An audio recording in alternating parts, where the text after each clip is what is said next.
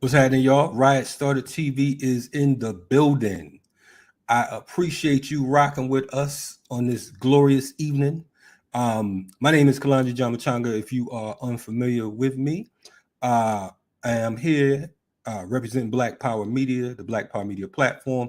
If it's your first time tuning in, please hit that subscribe button, you know what I mean, and share and say, listen, man, you know, these folks are bringing something hardcore. So I definitely, you know, we welcome you to Black Power Media. And for those of you who are repeats, to all my remixers who rep the morning show and the chat and all that, shout out to y'all. I wanted to, you know, as of late, I've been thinking, I'm like, you know, we're not, I'm looking online, and oftentimes we're not seeing a lot of folks who need to be seen. You know what I mean? We see a lot of YouTube characters and celebs and all that type stuff. So I kind of wanted to dig deep and you know, reach for some heavy hitters. Over the past couple weeks, if you are, like I said, new to this, if you don't follow the channel, we've had everyone on here from Juliana Lumumba, who is the daughter of Patrice Lumumba, to Cynthia McKinney, former U.S. Congresswoman, Dhoruba Ben-Wahad. We had on Sunday, we actually had Mumia Abu-Jamal calling. So if you missed that, please check in on the channel. Yesterday, we had Dr. T. Owens Moore, who is one of the foremost authorities on melanin. And I said, man, you know, I can't go back now. You know what I'm saying? We got to keep moving hard. I can't just go back to the chatterbox, you know. So I called up one of the comrades, one of our greatest minds. I'm gonna say that. I'm gonna go out on a limb and say that. You know what I'm saying? A real sharp brother who's been putting in work, and I mean, a walk-in bibliophile. You know what I'm saying?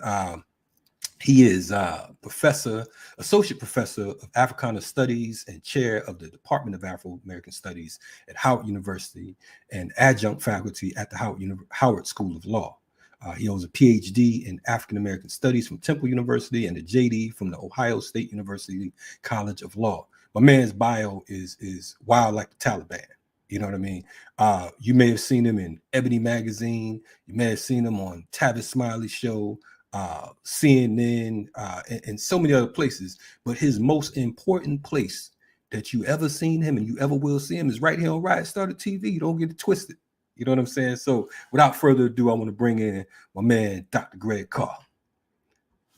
What's happening, brother? I'm glad. Look, man, this is, like you said, command place to be, man. I'm so happy to be a Riot Started brother, Kalonji.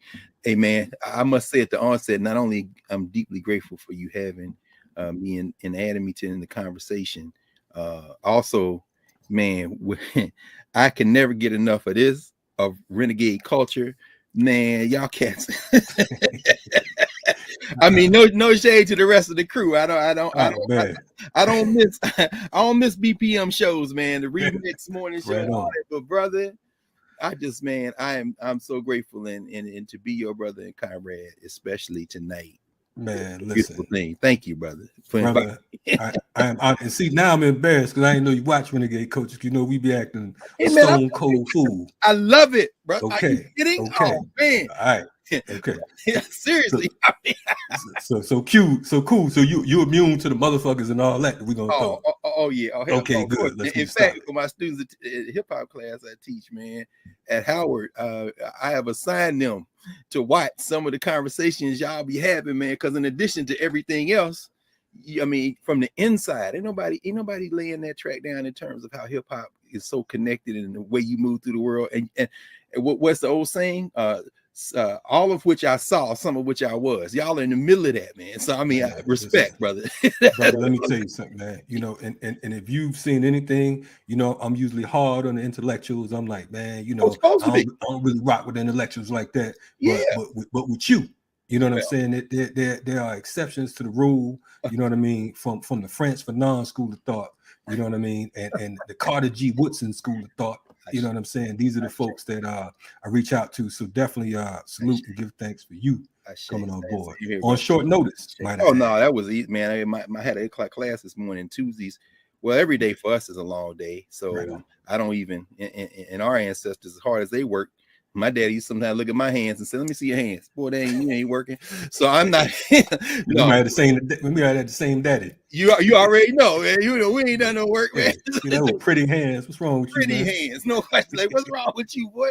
No, walking around trying to be cute. No question. So no, I pretend to be an academic. Oh, and I must say, I thankfully after 13 years in that chair at Howard, I was promoted back to the faculty. I'm out of the administrative work, thank goodness. Okay. And it couldn't happen a moment too soon. I think part of it was I think they thought they were punishing me, whatever they thought I was or wasn't doing. And I'm very clear, man. No faculty member, no adult should ever hide behind children. That's right. So and the Howard University students who are still involved in the Blackburn takeover, and thank you, by the way, for BPM for covering that, for being continuing and faithful in that work. I think the bandwagon is getting strong enough now that some Negroes who were cowering, trying to figure out which way the wind was blowing, should be jumping on soon. So we'll probably see some voices. But I think they thought I had something to do with their 2018 student takeover, which I didn't. And I think they thought that maybe if they could push me out of that chair, it would be some type of punishment. But as usual, you know, the petty bourgeois don't quite understand the way movements work. So I was freed up from that chair. So now I got a little bit more room to be. So anyway, brother, I mean, but I just wanted to make that observation, make that connection. Hey man, since you poked the beehive and you at Howard right now, can we get a little update about what's going on before we get it? Oh, of course, to the degree that can. The young people, I guess this is what today is, the 9th. So we're like on the cusp of day 28. They really were driven to, in many ways, occupy some space in the Blackburn University Student Center on the 12th of October.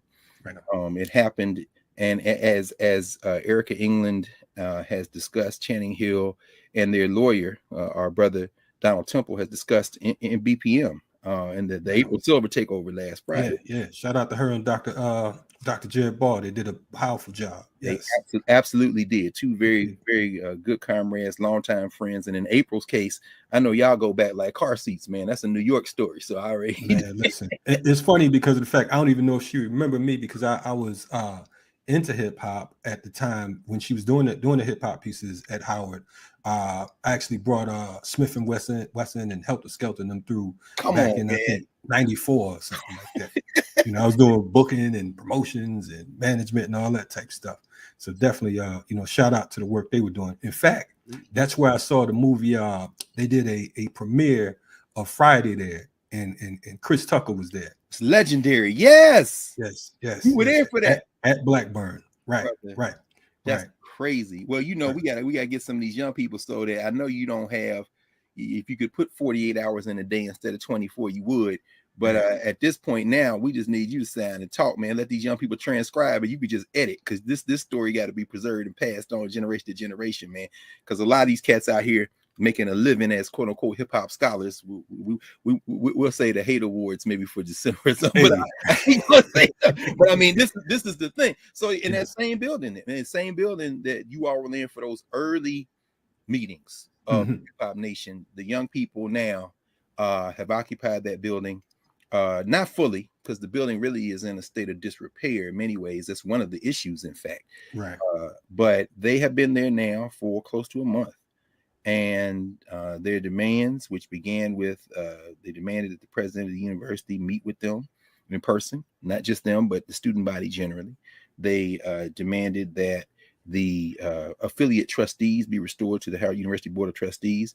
And affiliate trustees are from groups that are what some people call stakeholders, but members of the university community: student trustees, faculty trustees, alumni trustees. The university board got rid of those trustee positions this summer. And kind of a surreptitious act, although they claim transparency, but that's being fought. And then they wanted a tangible plan with deliverables to remedy the housing crisis. And it isn't just about moles and roaches and rats. We know the white-facing public media, entertainment media, has seized on that. But it's also the lack of affordable housing. And of course, that's attracted attention. Jamal Bowman from New York, Yana Presley, of course, whose parents met actually in housing work, who is, of course, representative in legislature from Boston. And Elizabeth Warren tweeted in support all around the idea of affordable housing. And then they had to add a fourth demand because the university almost immediately threatened them with punitive action up to and including expulsion. And their fourth demand was amnesty. They should not receive any punishment for doing something they felt like they had to do. And that movement has continued to grow and increase.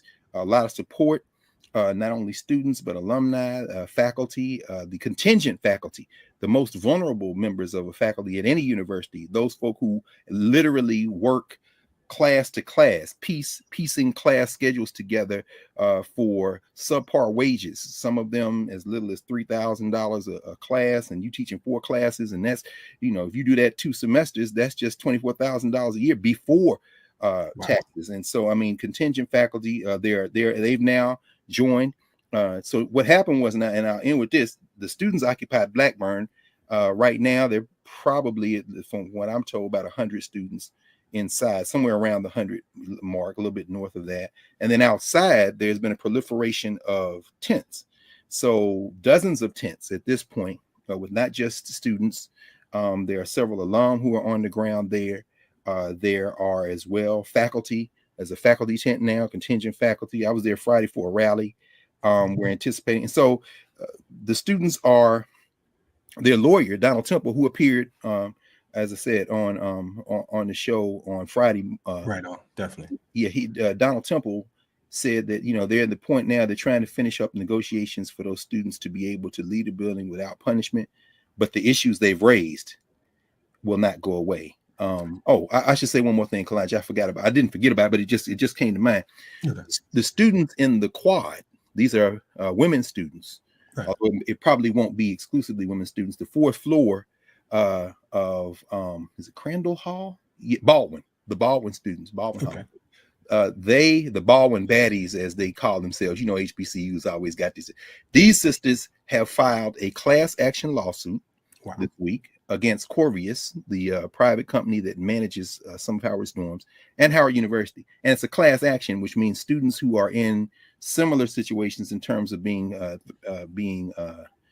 harmed by Corvius and their neglect of housing can join. So the takeover, when we look back, occupying the building may be just the start of this. So that's where we are as of tonight, brother. Man, listen, first of all, definitely thanks for that update, and salute to the Howard students for being brave. Absolutely. You know what I'm saying? Because honestly, there's some other things going on at a couple other HBCUs that we have comrades and family members, children at right now that they're trying to get together. So I can't just speak on it just yet, but we will be breaking it as soon as we can. Okay. And Ryan started TV. Hey, man, you know how we do around here, man. If you're gonna be a monkey, be a gorilla. You know what I'm saying? No question, gorilla style, baby. Right on, as the young people say less, brother. Hey, man, listen. A lot of folks don't know that Howard has a history of rebellions. You know what I'm saying? And one of the more popular ones was Gil Scott. You know what I'm saying? So Gil Scott had his situation there. You had in 1989, the rebellion over there with April and others. When you think Black University, back in the day, we were, those of us from the inner cities. Again, I'm from Bridgeport, Connecticut, so we didn't have any HBCUs and whatnot. Our closest thing would be Yale. You know damn well. That's all right. They had Skip Gates in there trying to hide while the Oh Panthers was man. up there in New Haven, man. Hey. So you know, he come out now that he's legit, and he go get, you know, our friend Abdul what's my brother's name? Abdul Rahman Shabazz, and he investigating the death of Malcolm X 50 years after it's safe. Yeah, But Yale was terrified by you Negroes in the surrounding community, bro. Always man, has been. hey man, we did some things, and I'm not gonna speak on it right here, right now. Statute of limitations, brother. Let's Yeah, wait and see. I'm waiting 50 years till it's safe, like Skip. Exactly. But definitely, again, thank you for that update. I wanted to for the viewers, you know, I was introduced, I would say officially, by Paul Lee. You know what I'm saying? Who folks, if you're not familiar, when you talk about Malcolm and historians, there's a whole lot of folks out here. But Paul Lee is someone who dedicated his life, and you know, I was introduced to Paul Lee by my brother, my comrade Cimarron, who's out in the Durham area. So shout out to Cimarron for his work. You know what I'm saying? So it took us a while. I know you agreed to come on a while back, and we had some complications and difficulties, but no thing. We just keep moving, and we knew we would get there, man. You gonna have Paul on? Man, I got to reach back out to him. I know he was sick the last time we had reached out to him, but that is definitely now. Right? Say it again. He's on the West Coast now. Okay. I think he picked up some classes. I want to say he's in the UC system, maybe Berkeley. Okay. I haven't seen Paul, man. Last time I saw Paul is just like every time I see Paul, he was in Detroit. In fact, it was at the Wright Museum, Charles Wright Museum. I was there for African Liberation Day. And you're right, man. Paul Lee, brother, like you said, I mean, it's cats that know what they say in the nation, those that say don't know and those that know don't say. Man, Paul Lee, man, that brother. In fact, the first time I met Paul Lee, it's funny, man. This was this would have been like in the early 90s, around 94, 93, 94. We had a meeting of the Association for the Study of Classical African Civilizations in Detroit at at Cobo Hall. Right. And I went to the bookstore, as you know, man, as a member of the bookseller guild, man. Much respect for that too, man. Yes. The oldest continuous bookstore in Detroit at that time was Vaughn's bookstore. Ed Vaughn, who's still alive. He was a Michigan State rep, a bookseller. And I went to Vaughn's bookstore. I snuck away from the conference afternoon, and I was in there, and I came out with all these books, and a brother had pulled up in front of it. And he said, "What you doing all those books?" I said, "Oh man, I'm just, he gets some books." I don't know you, brother. I said, "Oh, how you doing?" We'll introduce himself. He said, "Hold on, you buy them kind of books?" He said, "Let me show you something." So he goes in the trunk of his car and pulls out a postcard. He said, "Who is that?" Now it's the famous picture with Muhammad Ali on one side, Malcolm on the other side, and in the middle this little dude. I said, "Oh, that's Mr. Michaud, man. Come on, man. Where's Louis Michaud? At the bookstore." He said, "Oh, we're gonna hit it off." That was Paul. You know how Paul tests you. If you ain't got and this, I'll end with this right quick. I went back, we talked for a long time, man. He said, "What's going on?" I said, "Well, the ASCAP conference is in town." He said, "Oh, yeah. He said, "You going back over?" I said, "Yeah." He said, "I'm coming over this afternoon. I'll find you." Wow. A couple of hours later, he walks in. Who does he have with him? Wilfred Little, Malcolm's brother. Wow. He had Malcolm's brother with him, man. He said, I want y'all to meet, man. We sat there and talked. That's who Paul Lee is. So all these people writing books, that's right. And all these people that Paul Lee is the cat that reads everything and then says, "You missed this, this some bullshit. You got this right. Good job. This here's some bull." If it passed Paul's test, that's then legit. You good. Then you good. No question. Hey, listen. Well, we reached out to him to bring him on to talk about Malcolm. Oh yeah. And like I said, during that time, he wasn't feeling he was feeling under the weather, whatever. And he said, get Greg Carr. Oh, so if they, and I'm dead serious. If he was being kind, if you speak like that of him, he speak like that of you. Yeah, and we're on the right side of history. Yeah, we're on the right side of history, man. Now, if he said that about me, he was being kind. But I'll definitely, can't nobody pinch it. I tell you one thing. While we were talking that day, he comes out his pocket with a chewed up, like a business card, right, in a baggie. I said, "What's this, Paul?" He said, "That's the card Malcolm had in his breast pocket the day he got assassinated." I mean, that's the kind of. You muted out. You muted, Greg.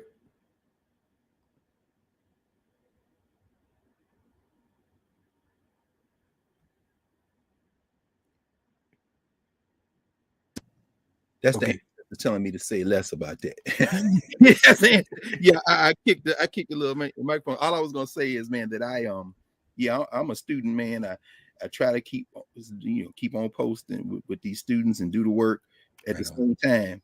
Cats like Paul Lee, man, these are, as you said at the beginning, man, before you brought me into the conversation, the space that y'all are building in BPM and the work that you've been doing long distance running, and then now adding this cyber dimension, bringing those kind of voices into the space. Yeah, we ain't trying to be famous. We ain't trying to get put on. That's right. And that's the most exactly. And them the most dangerous Negroes there are. Paul ain't trying to be under them bright lights. He got nothing to lose. No question. No question. Never to change. Yes, so check it. So I heard through the grapevine that you was a serious Carter G. Woodson. They said that's your guy.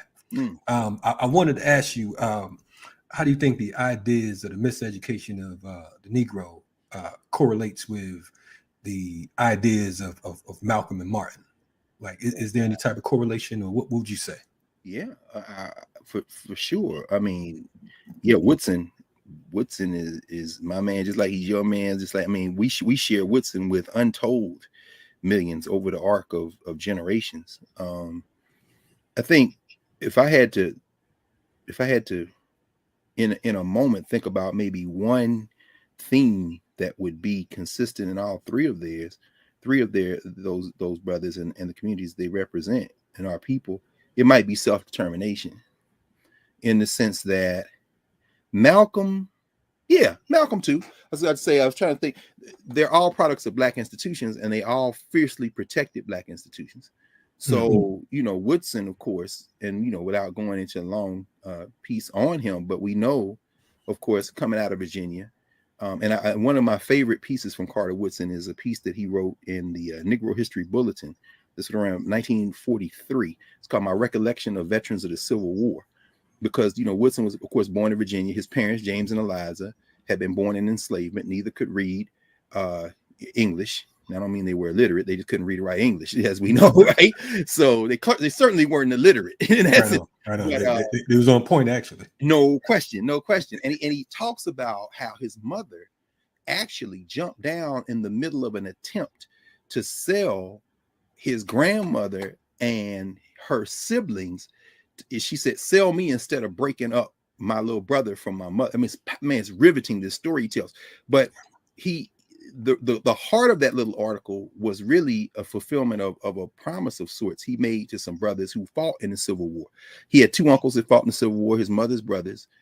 They had learned how to read and write in the war as Union Army, and they became the school teachers that taught Woodson and his brothers and sisters. Again, Black institutions. I mean, that's a Black school. I mean, we think about it in Virginia. But when he followed his own brothers into the mines, he worked in the coal mines in what is now West Virginia, around Huntington, in that area, for several years, until serious spot over there. Serious, man. That hard scrabble, alluvian soil, they don't grow nothing, man. But get them black rocks out the ground. Shout out to that cosplay coal miner Joe Manchin, you bastard. Yes, sir. Anyway, so making millions while he trying to hit Joe Manchin. You got Joe Biden so shook that fool won't even sign the damn climate accord over there in Scotland, man. Joe Manchin, blow dry ass, sitting up trying to be the first billionaire in West Virginia. But Carr G. Woodson mined in those mines, and he was 18 before he could come out of those mines and go to high school. He finished high school fairly quickly and then went off to Berea College, and the rest is history. But while he was in those mines, he read the newspapers to the brothers who worked in the mines alongside him, the older brothers who could not read. And a brother named Oliver Jones, who was a coal miner, had a house.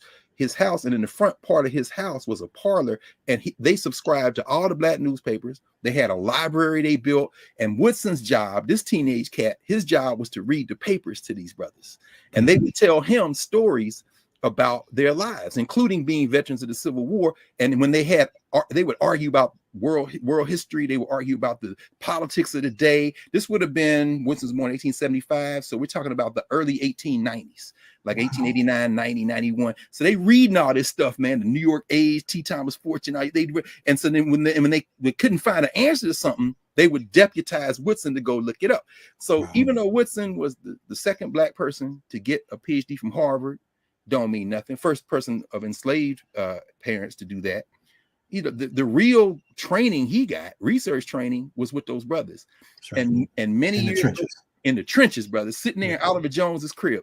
And so finally, when Woodson eventually, of course, founds the Association for the Study of Negro Life and History, 1915, Journal of Negro History, 1916, the Negro History Bulletin, 1941, was it? Anyway, no, 37, I think it was. But 1943, the Negro History Bulletin was for school teachers and school children. It's still the gold standard as far as I'm concerned in the stories. He began to write the stories of those brothers in that article, My Recollection of Veterans of the Civil War. But step by step, even though he went to some white schools, Berea was integrated in Kentucky. Woodson was a product of Black institutions, as was Malcolm. Right on. Before the Nation, you know, riding the rails with Red Fox and them cats, man, coming out of Small's Paradise in New York. I mean, he's shaped by those, as was, of course, most consistently in terms of brick and mortar institutions, Martin King. Right on. So, I mean, all those cats, you know, King, every preacher in King's family until his father's line came out of his mother's line, Miss Alberta's line. His grandfather came out of slavery, Willis, his great-grandfather, his grandfather, A.D. Williams, was rolling with Henry Menil Turner. They started the Georgia Equal Rights League, man. You know, Turner is a beast. And so, I mean, that's his granddaddy. You know what I'm saying? Wow. And the daughter married Mike King, who then had to get her hand in marriage from the old man A.D., who scared the shit out of Mike King when he first came. I mean, he don't be messing with my daughter, man. So Martin Luther King would always say that, man. And then, of course, you know, Booker T. Washington High School, they lowered the admission age at Morehouse, the great Buck Benny, Benjamin Mays, to keep them boys out of World War II. And King was like a C student coming out of high school, though. Right. When you look at his transcript, his mother wrote Ben Mays like, please, you know, they let him in, and the rest is history. All three of those cats came out of Black institutions, though. That's the first thing that comes to mind when you talk about the connection. And they believed in the strength, the power, the future, the ability of the race. They were race. Awesome. They were race men beyond anything else. I would say those three connected. No question. No, that was definitely you know, a good you know, layout, because of the fact that I think that one thing about Carter G. Woodson is, you know, the average cat will tell you about Negro History Week and the miseducation of the Negro, and it stops there. You know, yes, sir. Yes, sir. Yes, sir. Like that's all he did. Like, and when they say about Negro History Week, they don't even. There's a whole story to that before even Woodson starts that in 26, I guess it is. Mm-hmm. You know, the Qs had made him an honorary Q. And he agreed to be an Omega in part because he knew that those Black Greek letter organizations had networks. So he put them to work spreading Black history, Negro History Week. But before Negro History Week, there were ritual celebrations that Woodson tapped into, because by 1926, he's in Washington, D.C., and there were Black women who were involved in annual celebrations and rituals. He was very close friends with Nannie Helen Burroughs. Nannie Helen Burroughs was, man, there's a sister. She and Woodson were very close. She was also close with Martin Luther King's parents. Okay. And so she started a national training school for Black girls here in DC. I mean, it's a whole lot of that. But I'm saying, but when they talk about Negro History Week, it's often that Woodson is the founder, and he was. Right. But anytime you see them, it's like you see us. I mean, what was it? Andrew Cooper said, "When and where I enter, the race enters with me." When you see Woodson, you're looking at all those people whose names we don't remember, who were doing those practices. So Woodson had the genius, the will, I think more like Malcolm than Martin in this regard. No, actually not like either one of them. I started to say Woodson's singular devotion, never got married, never had any children. When he died, the next issue of the Negro History Bulletin, Du Bois, who wrote everybody's obituary, Du Bois loved framing people, man, in death. In fact, I'll go over and get the copy of Masses and Mainstream from 1950, where he writes Woodson's obituary. It's brilliant, but it's, you know, Woodson, I mean, he's always doing that. But then he said, I asked Rayford Logan what he did for fun. He said, I don't know what he did for fun. Man. Come to find out that the sisters who lived in the Phyllis Wheatley Y, which is about half a block from his house, where he would go and eat dinner and eat lunch, they were the ones he would tell stories about when he worked in the Philippines and taught down there and saw U.S. imperialism up close. It may have been Dylan, I think, Rodriguez. One day y'all had him on, and he was talking about Woodson in the Philippines. And then it was the school children, man. these kids were like, Wilson would take us for ice cream. Wilson would give us pennies. Wilson would tell us stories. The adults didn't even know, man. What Carr, it was the chill because he was a community cat, man. Right. And that's the beauty. That's what's missing right now. That's what's missing right now. Yes. It's like you know, those of us who are true to the work, at some point, it's just like when you get up in age. When you get to a certain age, you don't care about what nobody feel about you, what they think about you. Right. You know what I'm saying? If you happen to be matching, then that's cool. You know what I'm saying? But it ain't you're not out there impressed. When you're younger, you know, you gotta wear everything on your sleeve. You know, but it's beautiful when your story can be told by the quote unquote least amongst us. No question. You know what I'm saying? When the folks in the street can tell your story. No question. You know, the beautiful thing about the work we do is you can go to a certain city. I can go to DC and ask, does anyone know how I can find Dr. Greg Carr? And someone could point me in that direction. No question. You know what I'm saying? And I come to Atlanta and it'll be the same thing. Hey man, where Kalonji? Everybody knows. That's when the work is being done. No but question. If you internet only, then you can build invisible universities and mystery schools, and nobody won't know where the hell you at. Well, yeah, I forgot for a split second. I almost forgot where I was. Hey, this ride started TV. Don't get it twisted. In a minute, man. You got these cats out here, but they internet gangsters. They ain't never gonna leave from behind. Hey, look here, man. They ain't gonna bust a Concord grape in a fruit fight, brother. No, sir. Oh, now you definitely dating yourself. You done dug back into the ladies' love Cool James, brother. When you go rocking a ghost town. So don't try to play what is it? Don't try to play post, clown. When he was roasting Kumo D to the break stone. Exactly. That's hip hop. Kalonji, I gotta ask you, man, when did the switch flip for you from I kind of want to keep a left eye on what people think. I'm trying to organize to I don't give a fuck.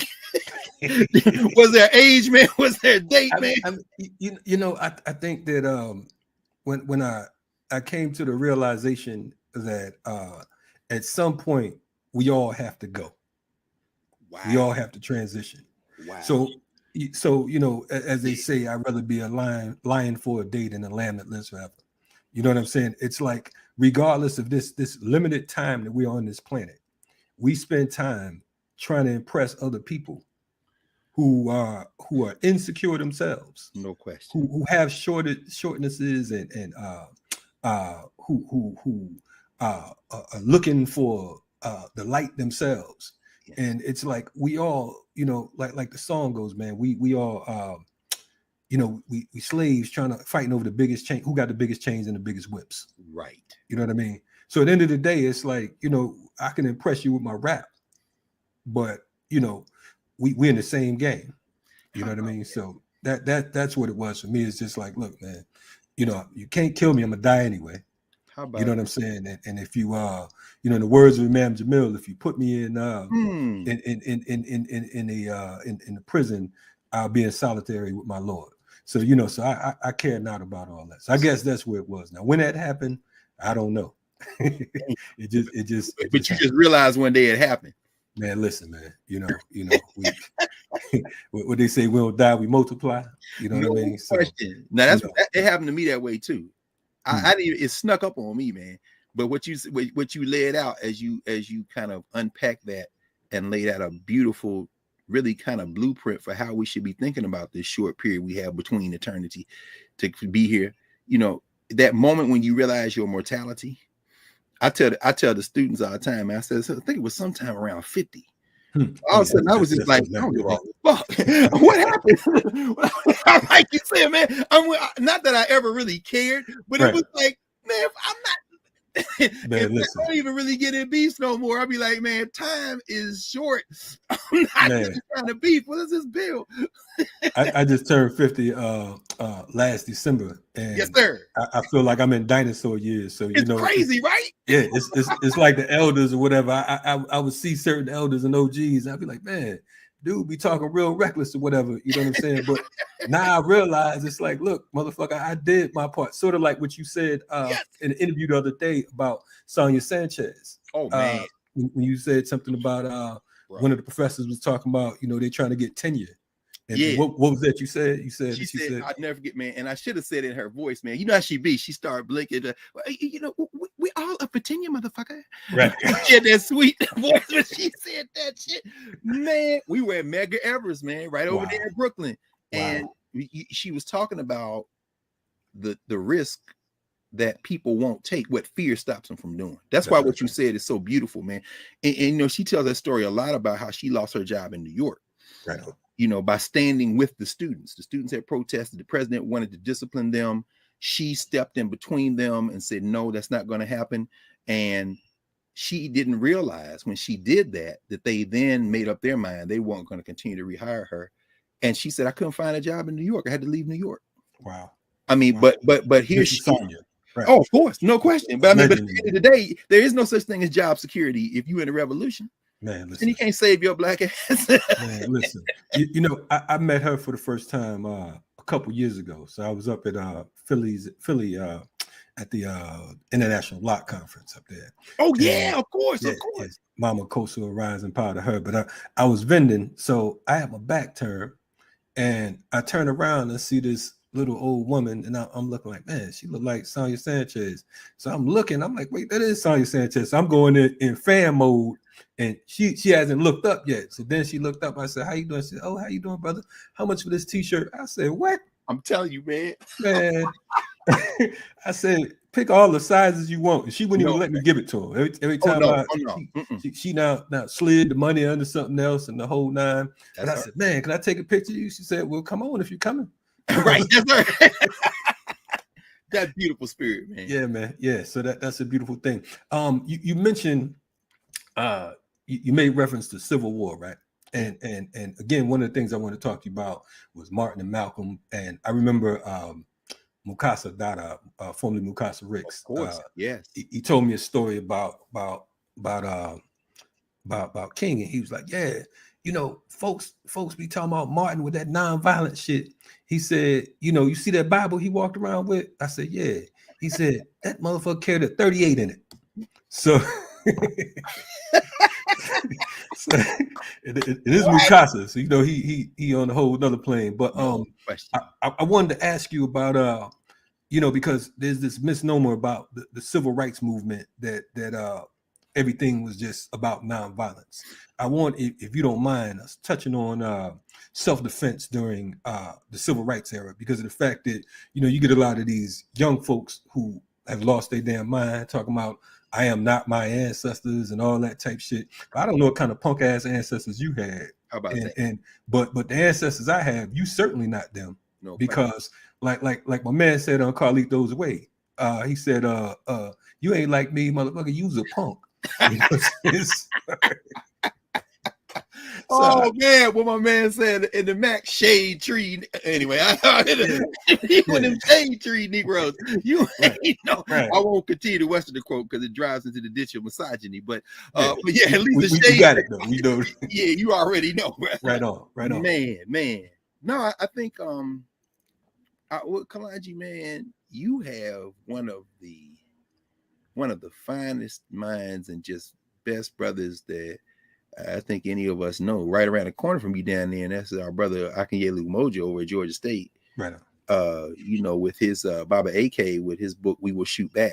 Definitely shout out to Baba AK for his work. No question. I mean, and who traces that history of self-defense. And of course, we know self-defense started with the first Africans, the first humans that would be on the planet. And so I ask the students all the time, say, when did resistance start in Africa? I said, well, the first time somebody put their hands on you and try to make you come someplace you wasn't trying to go. And them hands usually look like you. So, I mean, you know, even as Amos Wilson say, black on black violence in service of white domination. So, but that having been said, there was never a time when we weren't armed, of course, as we know, but AK does an incredible job of really tracing that movement, and gesturing toward the pre so-called civil rights movement. I mean, these academics now talk about the long civil rights movement like that's a revelation, right. But it's like, no, the long freedom struggle. It's like the freedom struggle started when y'all fucked with us, and it continues to this day. There go the day. Yeah. Now you can dig that up. You know what I'm saying? So, but in the 30s, the 40s, I'm reminded, of course, of those great Africans, Rosa and Raymond Parks. organizing to raise money for the Scottsboro boys. You know, our brother Robin Kelly wrote his doctoral dissertation on that. It was his first book, Hammer and Hoe, Alabama Communists during the 30s and 40s. And Rosa Parks, who, of course, man, brilliantly told her own story so many times, not just out of her mouth, but writing. She was constantly writing. Right. You know, some of her papers, many of her papers, in fact, at the Library of Congress. And they had a Rosa Parks exhibit shortly before COVID hit. And I remember going down and just looking at the fact she's writing on the backs of envelopes, on napkins. She had notebooks, and she tells the story of being a little girl falling asleep at her grandfather's feet as he sat in the front room of their little house. And they made them, and she said they would make us, my grandparents make us put on all our clothes and go to bed, because if the Klan came riding through, we might have to leave. But he would be sitting in the rocking chair, in the chair with the gun. And she said, I would fall asleep there because, and to quote her, I wanted to see him kill a Ku Kluxer. So this is Rosa Parks as a little girl. A gangster, huh? You know what I'm saying? Little girl, what happened, man? They kick in the door. I mean, if they're going to get us, they're going to get us. At least I want let them have it, boys. You know what I'm saying? I mean, when Rosa Parks on that Cleveland Avenue bus, footnote, right. I've seen some bullshit on Amazon. Have you seen these damn Rosa Parks Barbie dolls? Man, I saw it, man, with the bus and everything. Bruh! With the toy Cleveland Avenue bus, and it looked like the white boy sitting at the damn wheel. I was totally confused, man. I'm like, boy, her estate sued Outkast. How about that? Paid homage to her. But, you know, you got Mattel or Hasbro, whoever the hell it is, making her look like what's homegirl, like AOC or somebody. Exactly. You know? Exactly. I'm like, come on, man. Well, like the brother Boots Riley said, the coup, man, capitalism is like a spider. The web is getting tighter. She's like a fighter. I'm like, come on, man. Y'all got Rosa Parks in a fucking Barbie, man, with the bus. But I raised that to say that when she's sitting there, and of course Claudette Colvin, who is still alive. Yes. I'm trying to reach out to her too. Oh, really? Yeah. You loaded for bear, man. If you get a plug, then please let me know. I'm reaching out for. Yeah. No doubt. It's some people here in DC who I know her. Let me see, can I figure out? You know, that'd be powerful. Yeah. I mean, I'll do what I can, brother. Absolutely. Cool. Because she's one of those unsung heroes. Again, I think that you know, they and again, that comes with the whole colorism thing. We know that, but at the same time, it's like, you know, they want to pretend that there was no resistance, and that, you know, that one day Rosa got upset because her feet hurt. And she said, I ain't gonna move. You know what I'm saying? No question. End of story. And as you know, I mean, in that formation, she was the youth secretary of the NAACP in Montgomery.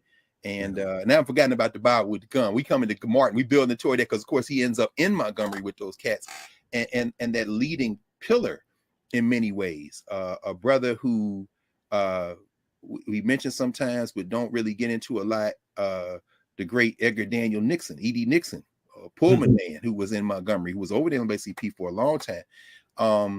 One of my classmates from Temple, April Woodson, wrote a book on him, small book, on E.D. Nixon, and I'm waiting for one of these vulture academics who work on people. I'm working on E.D. Nixon. What the hell does that mean? I'm going to ride E.D. Nixon's ass into tenure and a nice fat salary so I can be a college revolutionary on the lecture circuit, right? No, and win the book awards from our open end. But at any rate, but E.D. Nixon, man, a Pullman man, out of Montgomery, was part of those formations, and Miss Parks was one of the advisors. And in terms of violence and nonviolence, you know, that those teenagers who Mrs. Parks was responsible for included some of those young people around the high school there, the segregated high school in Montgomery. And think about, of course, as we say, Claudette Colvin, who says that when I got on the bus that day, that white boy finally they put me off. And they told me to move, and they put their hands on me. I just dug in my hands in the seat. You know, she pulled her Ida B. Wells. You know, that's how they put Ida B. Wells off that train. When she sued the train company, she dug her hands in the, you know, and she said, I felt like I couldn't move because I had just come from class, talking about Woodson. Right. They celebrated, of course, Negro History Week at the segregated school, Claudette Colvin went to high school. And they also studied it year round. And I forget the name of her teacher, but she said, we had just finished a lesson. And I felt like I had Sojourner Truth on one shoulder and Harriet Tubman on the other shoulder, holding me down, and they wouldn't let me stand up and get off that bus. So Claudette Colvin is a teenage girl, man. And what you really see is the teachers, it's the black school. And so, you know, Miss Part is part of that community. Edie Nixon is part of that community. And so the reason I brought her up, though, in terms of the Scottsboro boys is in the 30s, she tells a story about how they would meet at different houses to talk about raising money for the Scottsboro boys. Because, of course, the Communist Party was doing their work. Even the NAACP, Walter White and them Negroes didn't want to get too close. That bourgeois, you know, Richard Wright kind of deals in that little bit of Native Son, man. You ain't really but the blacks in places like Alabama, these rural and these Southerners, they were raising money. And Ms. Park say, before the meeting start, everybody pull out their gun and put it on the table so that we could just go on and give a bit. I mean, in other words, they all had guns, man. Sound like Queen Mother Moore. Oh man, speak Garvey, speak, baby. No question. Without a doubt. Queen Mother Moore used to come to Columbus every year on her birthday. We would have a birthday party for Queen Mother Moore, man. So I got to see Queen Mother Moore many times in Columbus, Ohio. Shout out to the African Center for Study and Worship, the great Mariba Kelsey, who's there in Atlanta. Baba Mariba will be 95 his next birthday, man. He was and he is Pittsburgh community, the black community there in Atlanta, man. Them cats, you know. So he's right in Pittsburgh. Yeah, well, he's from Pittsburgh. He was born and raised in Pittsburgh. He went to Tuskegee, traveled the world. His family. Man, I'm gonna have to look for him. I definitely look. He's still on the wall, man. His son and daughters are medical professionals. 2 doctors. In fact, his daughter Reba is the president of the Southern region of ASCAC. In fact, Baba Mukasa's wife is a member of the chapter there in Atlanta. I mean, so everybody, exactly. I mean, you know, ain't no degree of separation. We all together. But I raise that because when King comes to Montgomery, trying to make a name for himself, obviously trying to escape the shadow of the old man. He's eventually he got to go back to Ebenezer, but and take over the pulpit. But he's gonna come to Dexter Avenue, and of course he's there, as we know. I mean, all this is twice told story, of course, but Dexter Avenue is a solidly black middle class, petty bourgeois class. Jim Crow creates a sense of racial solidarity, but they still strivers.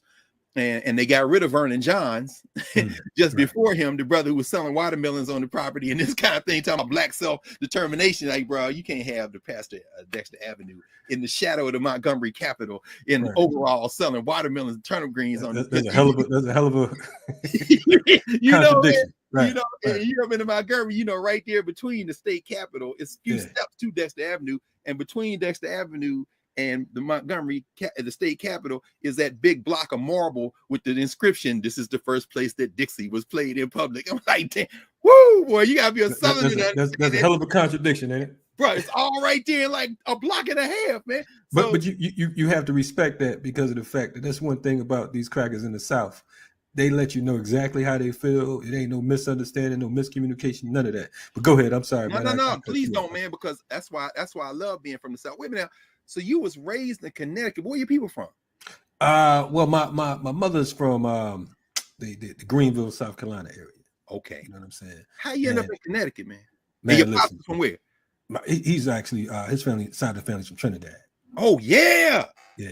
I can see it. I can see it in your face, man. So, yes, sir. Yeah, so that's I guess that would be the more rebellious side of things. You know what I'm saying? I don't know, them South Carolina Negroes known to turn up, man. Oh yeah. So Negroes, boy. So my mother actually, it's funny because of the fact that my mother graduated from the same school as Jesse. So it's funny because his mother would actually stay. His mother and Rosa Parks would actually stay with my aunt here in Atlanta. She's deceased now.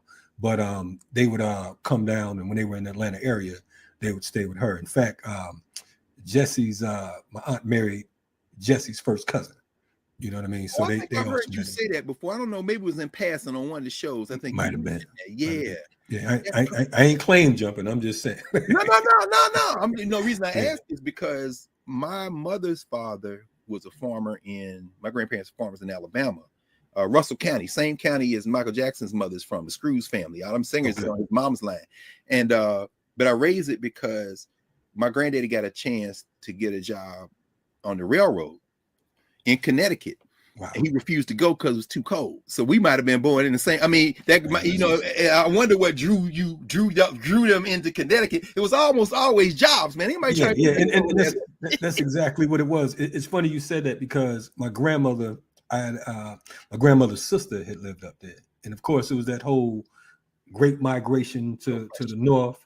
And real quick, it's funny because of the fact that I remember when Obama had won the election. My grandmother called me the next day, and she was happy. She was like, "Man, I never in my life thought that I would see a black president." And it was like she told me a story about how when she used to work for these white folks, she would she was a housekeeper more or less, and everything else they needed her to be. And she talked about how she would cook for them, but she would have to eat in the pantry.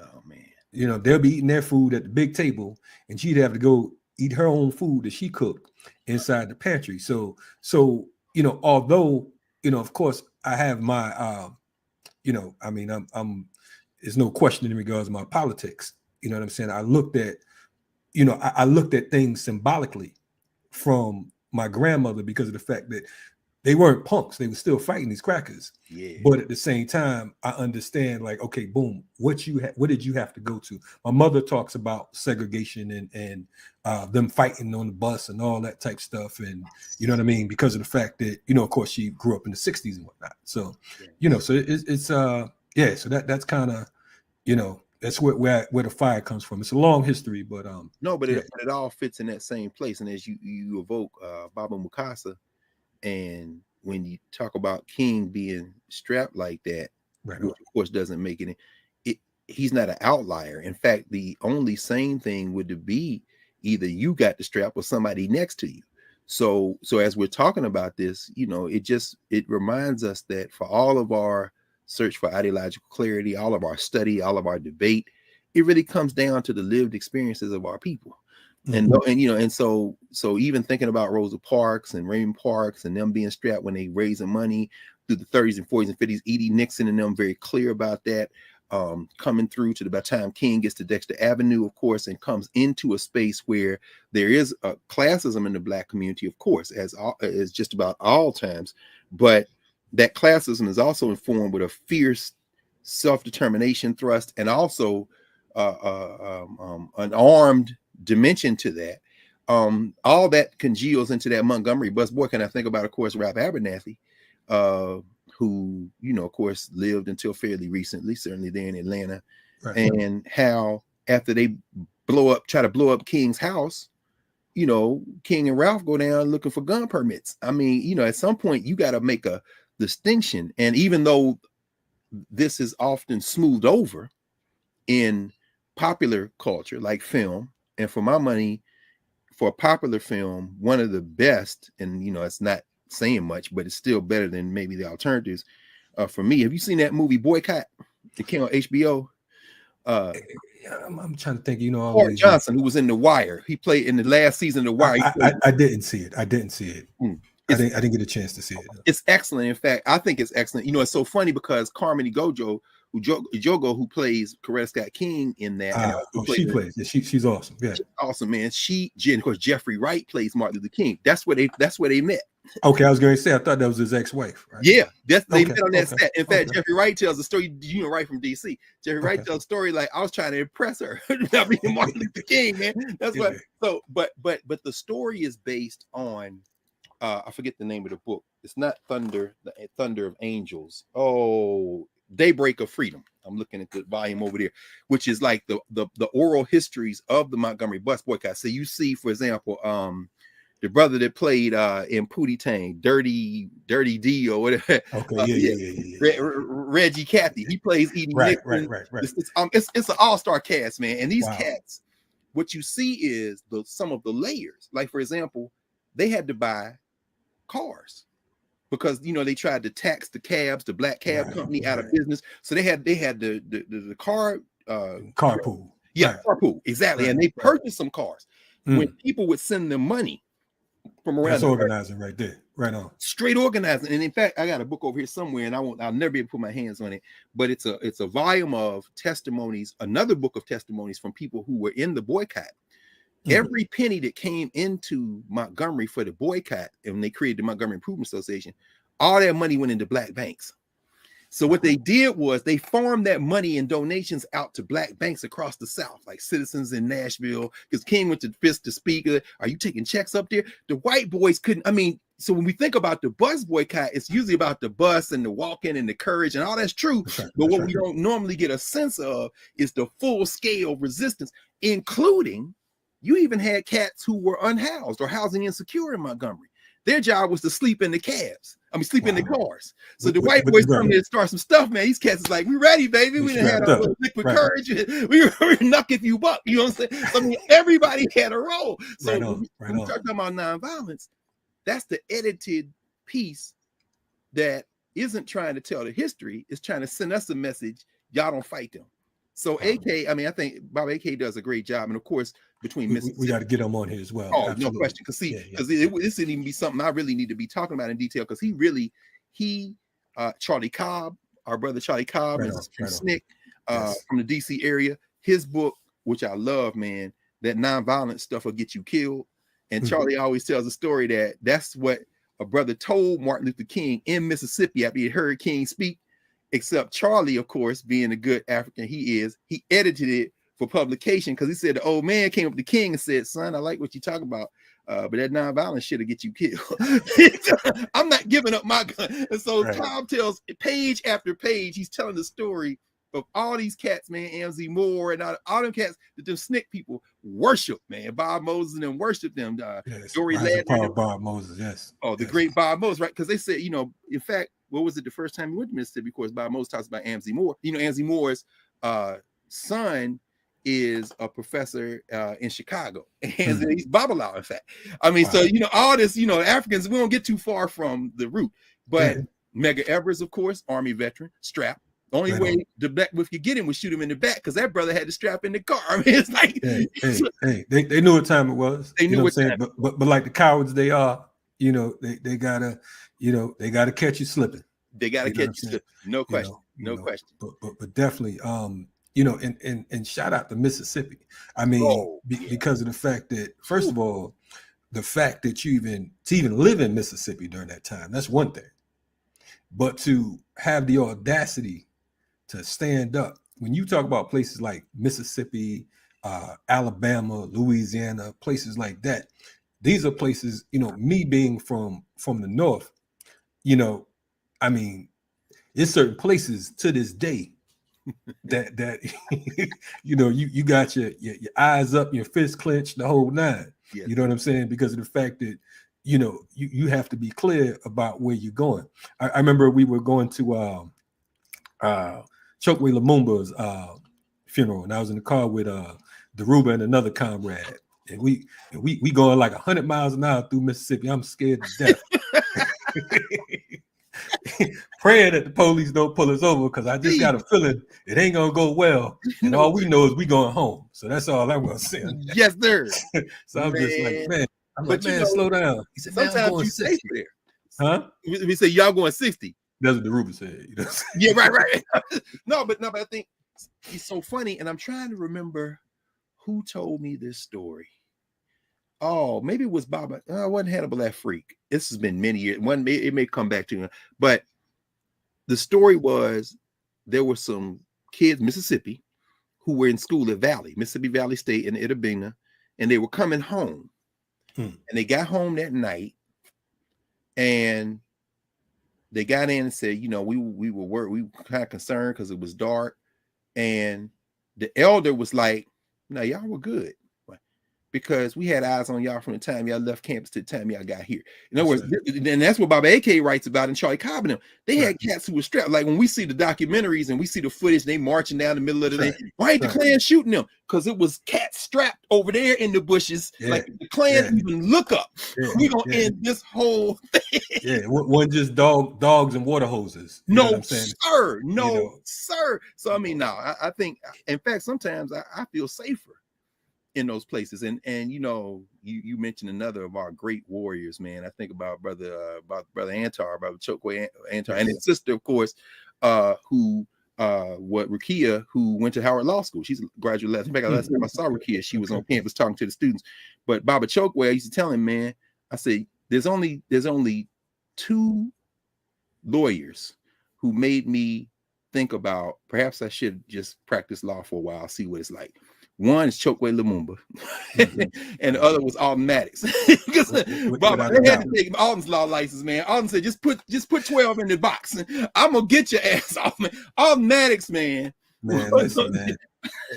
I remember him and Dick Gregory was down here together, and really? Yeah, and I think it was him, Dick Gregory, Cynthia McKinney, Tawana Brawley, and they let me say a few words, and I felt like I was, you know, on the banks of heaven, because I think that the one thing, like, you know, and with you just coming up, the difference between now and back in the day is that you couldn't touch a microphone if you weren't qualified. Oh, hell no, wouldn't want to. Nah, nowadays I'm not going up there. Shit. Nowadays ain't no shame. You just get on your computer and talk that shit. None. And you know, and folks look at you like you the Messiah. Bro. You know what I mean? But definitely this was when they were doing the tour, when they were after Tawana. No. This was years later. This might have been. Oh, really? Yeah. This is man, probably it had been the last 10 years, I would say. Yeah, but it was down here in Atlanta. But no, that was and I think it was some kind of anniversary or whatever, and they had Tawana as a guest. But yeah, man, this is you know, when you talk about just warriors and freedom fighters and attorneys, of course, like you said, the automatics and the C. Vernon Masons, and you know what I'm saying, and so many others, you know, of course, Chokwe. You know, oftentimes folks hear about Johnny Cochran, but I would say pound for pound, round for round, you know, Johnny Cochran was more what's homeboy name? Ben Crump than you being kind to Ben Crump, brother. On the real. I don't know Ben Crump, but I tell you what, it's so funny, man. You know, we was all in school together, man. We were in Philly when Mowley was in law school. Before Mowley went to law school, Mel Davis, he and Mowley Davis. So wow. Our idols, man. I say idols, but the people we looked up to in terms of president, you're exactly right, man. It was the Automaticses, it was the Vernon Masons, it was the Chokwe Lumumbas, Roger Wares and Roger Ware, no question, man. Even in terms of white boys, you got to put Bill Kunstler on that list. You can't talk about it. National Lawyers Guild, man. Arthur Liz, all of them. They'll fight your ass. In fact, black people like, look, man, you can only do that because you white. Now we come out here and do this shit. Right. They gonna put you in jail. What's the white girl they put in jail? They tried to kill her in jail because she represented Khalid Sheikh Mohammed. Liz Fink. Yeah. You know what I'm talking about. Matter of fact, she was the Ruber's lawyer as well. Yes. I mean, yeah. To me, that's where ideology breaks down.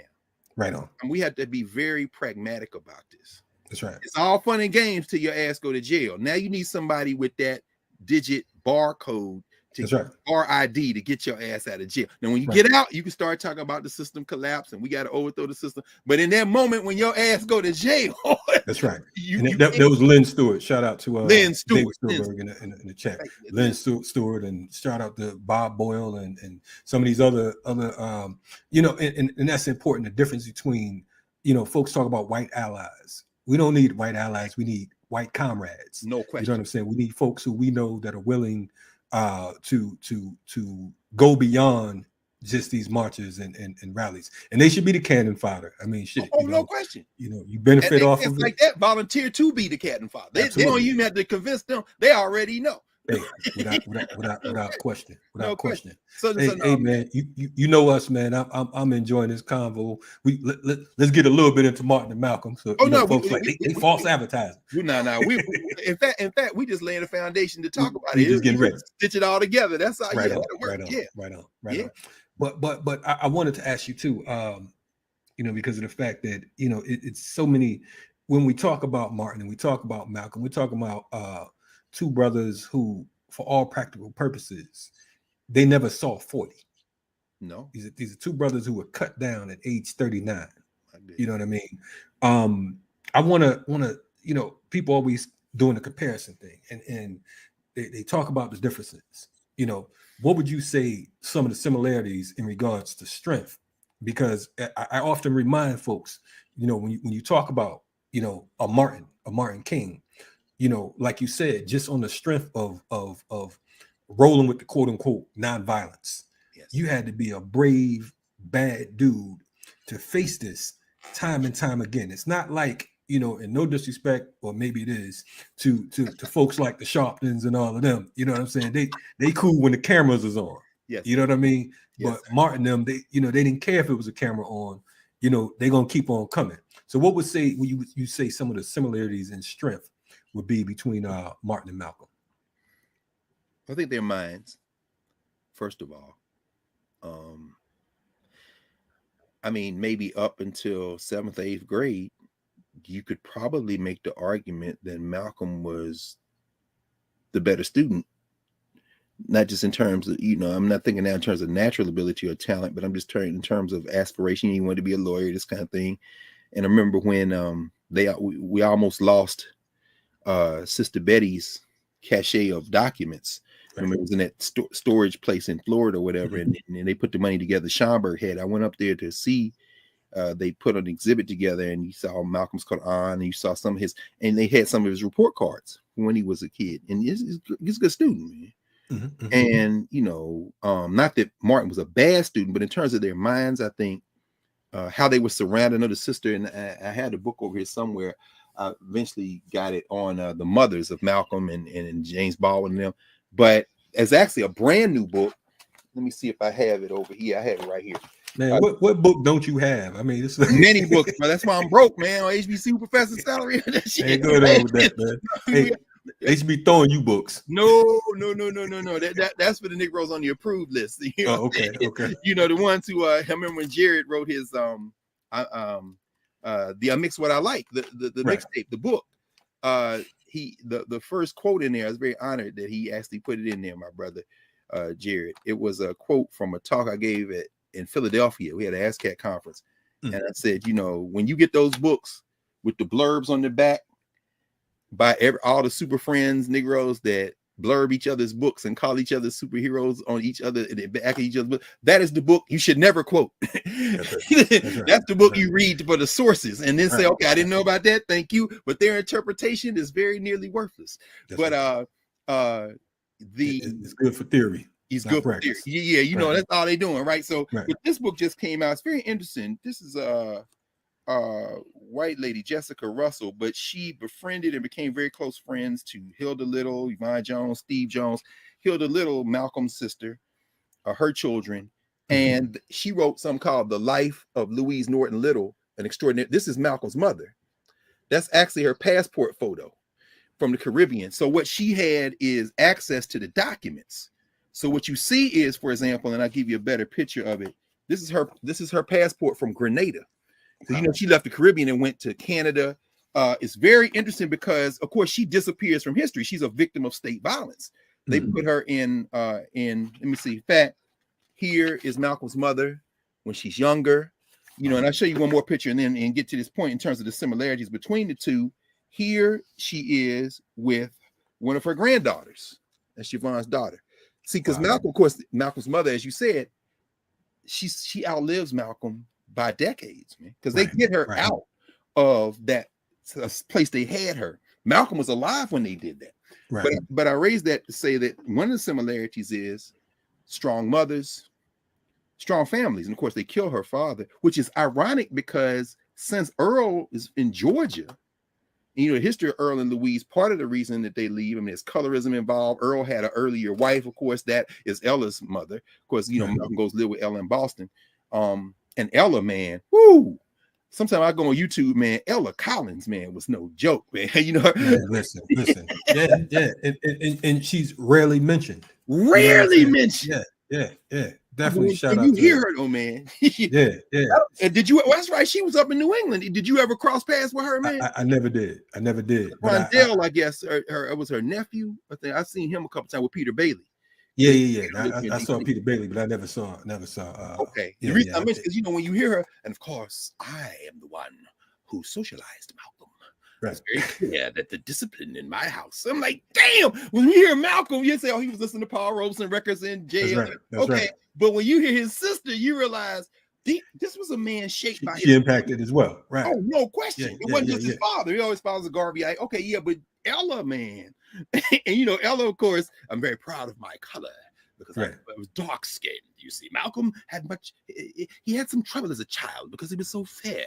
I mean, she sounded like, damn. So when you sent Malcolm to live after they broke up Malcolm's family, which of course King never experienced growing up in that middle class piece, but the two, in fact, what was the name of that book that you just said? Oh, this one. This is Jessica Russell. It's called The Life of Louise Norton Little, an extraordinary woman, mother of Malcolm X and her 7. She actually and what's crazy is all these cats winning these worthless book awards, these academics, some of whom are my friends who should remain nameless at this point. This book is self-published. Wow. This is the book on her. So what'll happen is, of course, on Malcolm's mother. Yeah. So some of these Negroes will wait, figure out a way to get at the documents through this.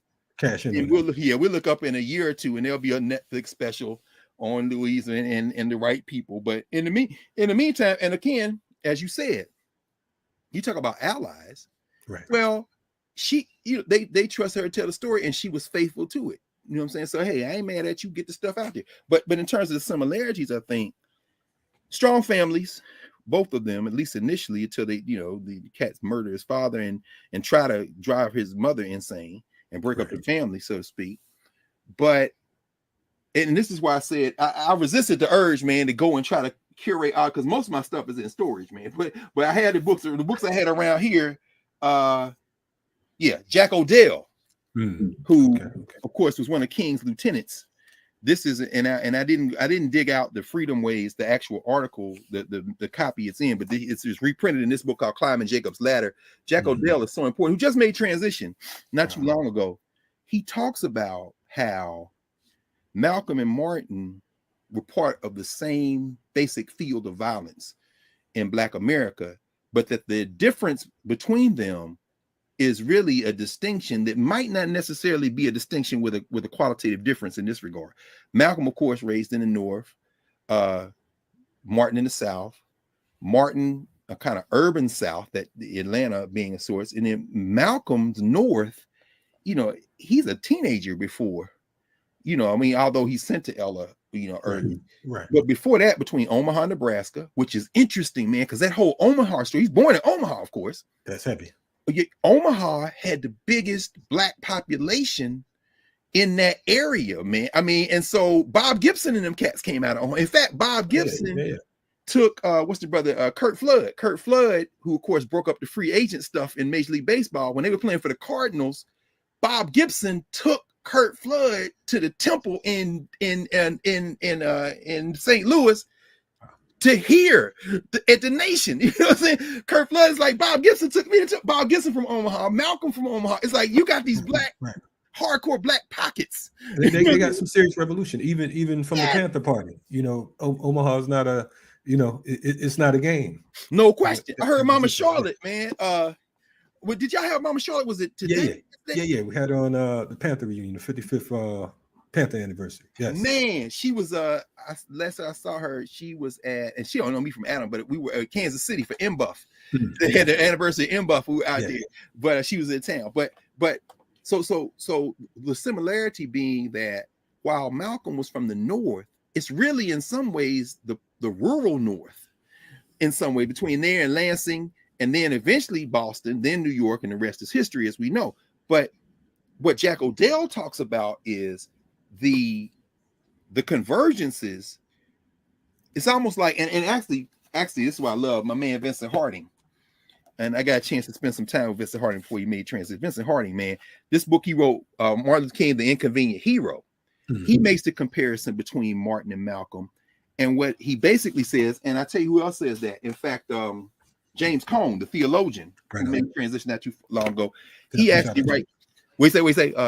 Definitely another hardcore worker. Matter of fact, I think your man, we had Cornel West on, I believe. Cornel. Moved into his home or something like that. He sure did. Union Theological Seminary. After Cone made transition, when he left Harvard that second time, he's at Union now. Cornell, no question. Right. And by the way, man, this is one of the geniuses, it seems to me, of Black Power media. If Black people were talking about something that need to be talked about, you bring them in and have a conversation. That's a beautiful thing. And I'm watching Cornell over the last, since COVID, really. Well, a little bit before, but this COVID thing, it's like you can see him continuing to develop these different communication. And Cornell don't say no to nobody, which is a beautiful thing. I don't know how he does it. To an extent. No. Of course, he's gonna be Cornell, no question. Right, you gonna call everybody brother, and you gonna win. Oh no, right. He gonna rap. You know, but that conversation y'all had, man, was just powerful. But James Cone writes the afterword to the diary that Haki published of Malcolm. Because this was the book, this is one of the books that they recovered. Right. And remember, they Herb Boyd and Elisha edited it. And so, but one of the things Cone says, and Harding says this too, is that you can't talk about Martin without Malcolm. Right. It's dishonest because they were both involved. In fact, let me just say what he says. He says most whites want blacks to choose Martin over Malcolm. That's right. But we blacks and other Americans interested in justice, there's Cone given the font. I guess he got to do that, but should never celebrate Martin without giving equal respect to Malcolm. When King was having a dream, Malcolm said, the rest of us Negroes was having a nightmare. Without confronting the nightmare, there will not ever be a chance to create a beloved community. How can we overcome racism if we don't admit how deep this cancer is embedded in American history and culture? And then they go on. But what I'm going to say in terms of similarity is what allowed Malcolm to critique Martin like that. And then as he continued to figure out how to connect with Malcolm, sustain that loving critique in something like, for example, when they started the OAAU, right, 1964, you see Malcolm at the founding meeting of the OAAU, and it's in Malcolm X speech. It's in a lot of places. He says this. I had a copy right there. So he says, wait a minute, here we go. Let me see, can I find it? Oh, and one thing we're going to do, we're going to dispatch a wire, a telegram that is, in the name of the Organization of Afro-American Unity to Martin Luther King in St. Augustine, Florida, and to Jim Foreman in Mississippi, worded in essence to tell them that if the federal government doesn't come to their aid, call on us. That's right. We will take the responsibility of slipping some brothers into that area who know what to do by any means necessary. One of the similarities is they loved Black people. That's right. And because of that love for Black people, the thing that they never got a chance to do, and that's what Jack Odell talks about, they never got a chance to talk in the way where they could have figured out how to help each other, because Malcolm was not closed off to that. King was not closed off to that. The forces that would keep them apart really understood that both of them were essentially in the same art. And here's another similarity. Another similarity, and this may be the most important similarity, they had a very keen and developing, I think Martin later than Malcolm, but certainly in that direction of internationalism. Right.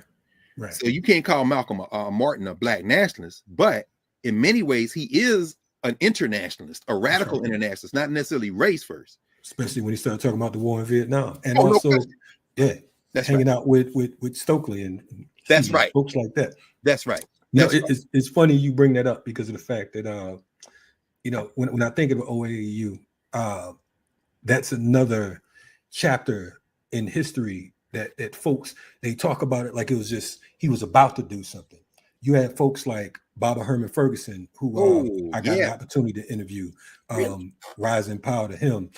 Yuri Kochiyama, another comrade on the West Coast, whatever, who I knew. And you knew wow. Yes.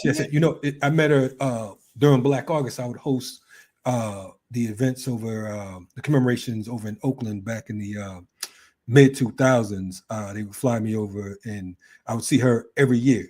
And it's like I walk up to her. Right. I watched you talk about that. Actually, you talked about that last August. Yes.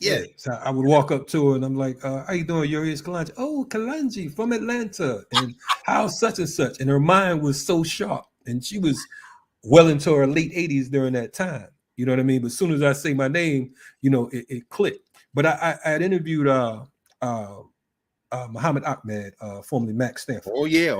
Know him well, and still in Philly. No question. He told a story about when they had the situation down at Strawberry Mansion in Philadelphia, where they were organizing a strike against these. They was organizing against this construction company, and the construction company had them attacked and locked up, so on and so forth. And he said that he made a phone call from the jail. They asked him where do you want to call. So he said he wanted to call Temple number 7. So he said he called Temple number 7 in Harlem and asked to speak to Minister Malcolm.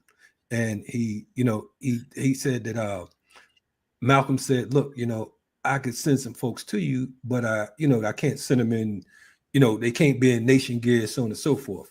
According to Muhammad Ahmed, he said that they had 30,000 people that showed up down there and rained on that place, whatever, and put things in check. But he said the police thought that he was joking when he said he was calling Minister Malcolm. He was like, whatever, you know what I'm saying? But he told that story just from the organizational perspective. But I'm saying all that to say just the connections between the nationalist community and the civil rights community. You had SNCC and the SCLC. You had RAM and SCLC. SNCC and SCLC, NAACP, and so many of these different organizations. But I think that one of the things that folks have made attempts to do, particularly white folks, like what you just said, is making a distinction and separating the two, saying, okay, boom, either you on this side of the fence or you on that side of the fence. Yeah. In Georgia, they'll tell you quick, when you venture outside of Atlanta, the police pull you over, they say, you ain't in Atlanta no more, boy, you in Georgia. You know what I'm saying? So it's clarity. You know what I'm saying? Jeez, man.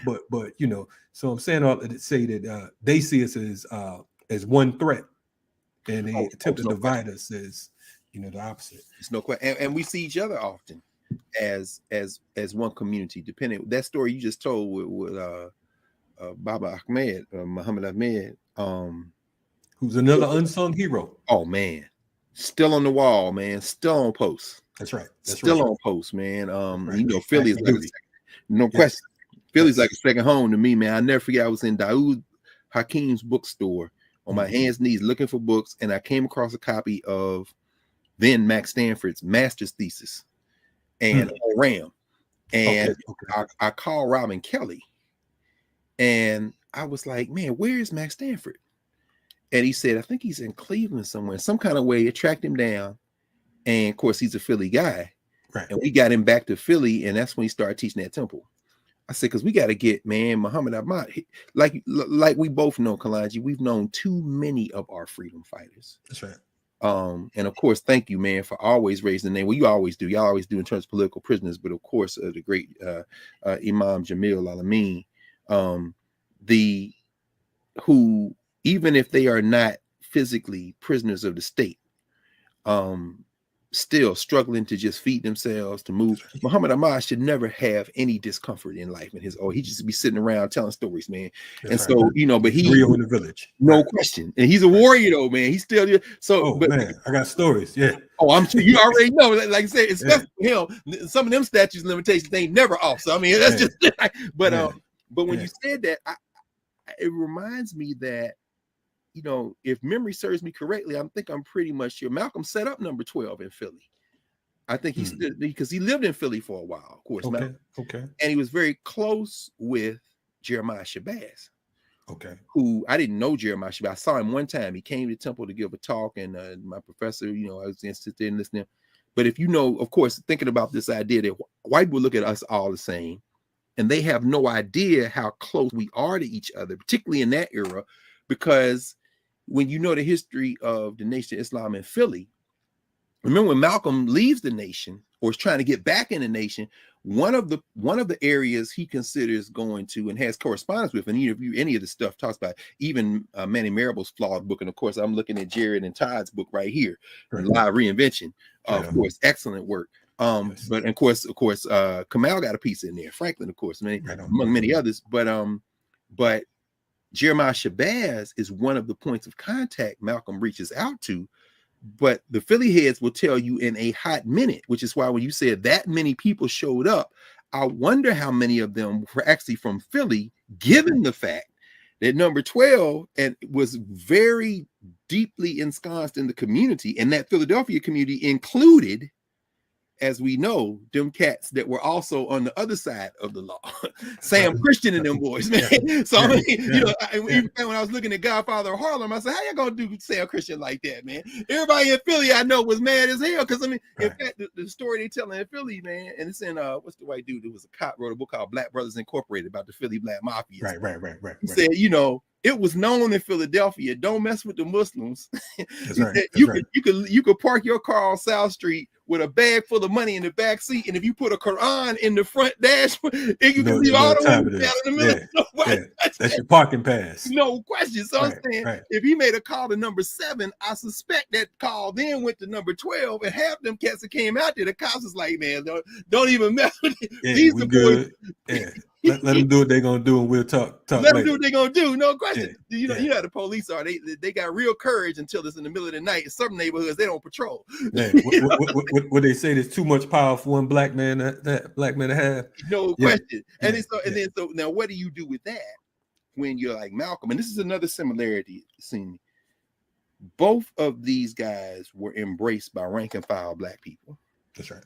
But of course, King has a foot in both worlds, because he came out of that petty bourgeois world. And so that very same Cornerstone church he came out of, and the family he came out of in Auburn Avenue, you know this much better than I do, obviously, because you're right there in the center of it and you see the implications for it. Right on. And by the way, congratulations on not returning that Howard University graduate and seller of all interests of black people back to office, Kasim Reed.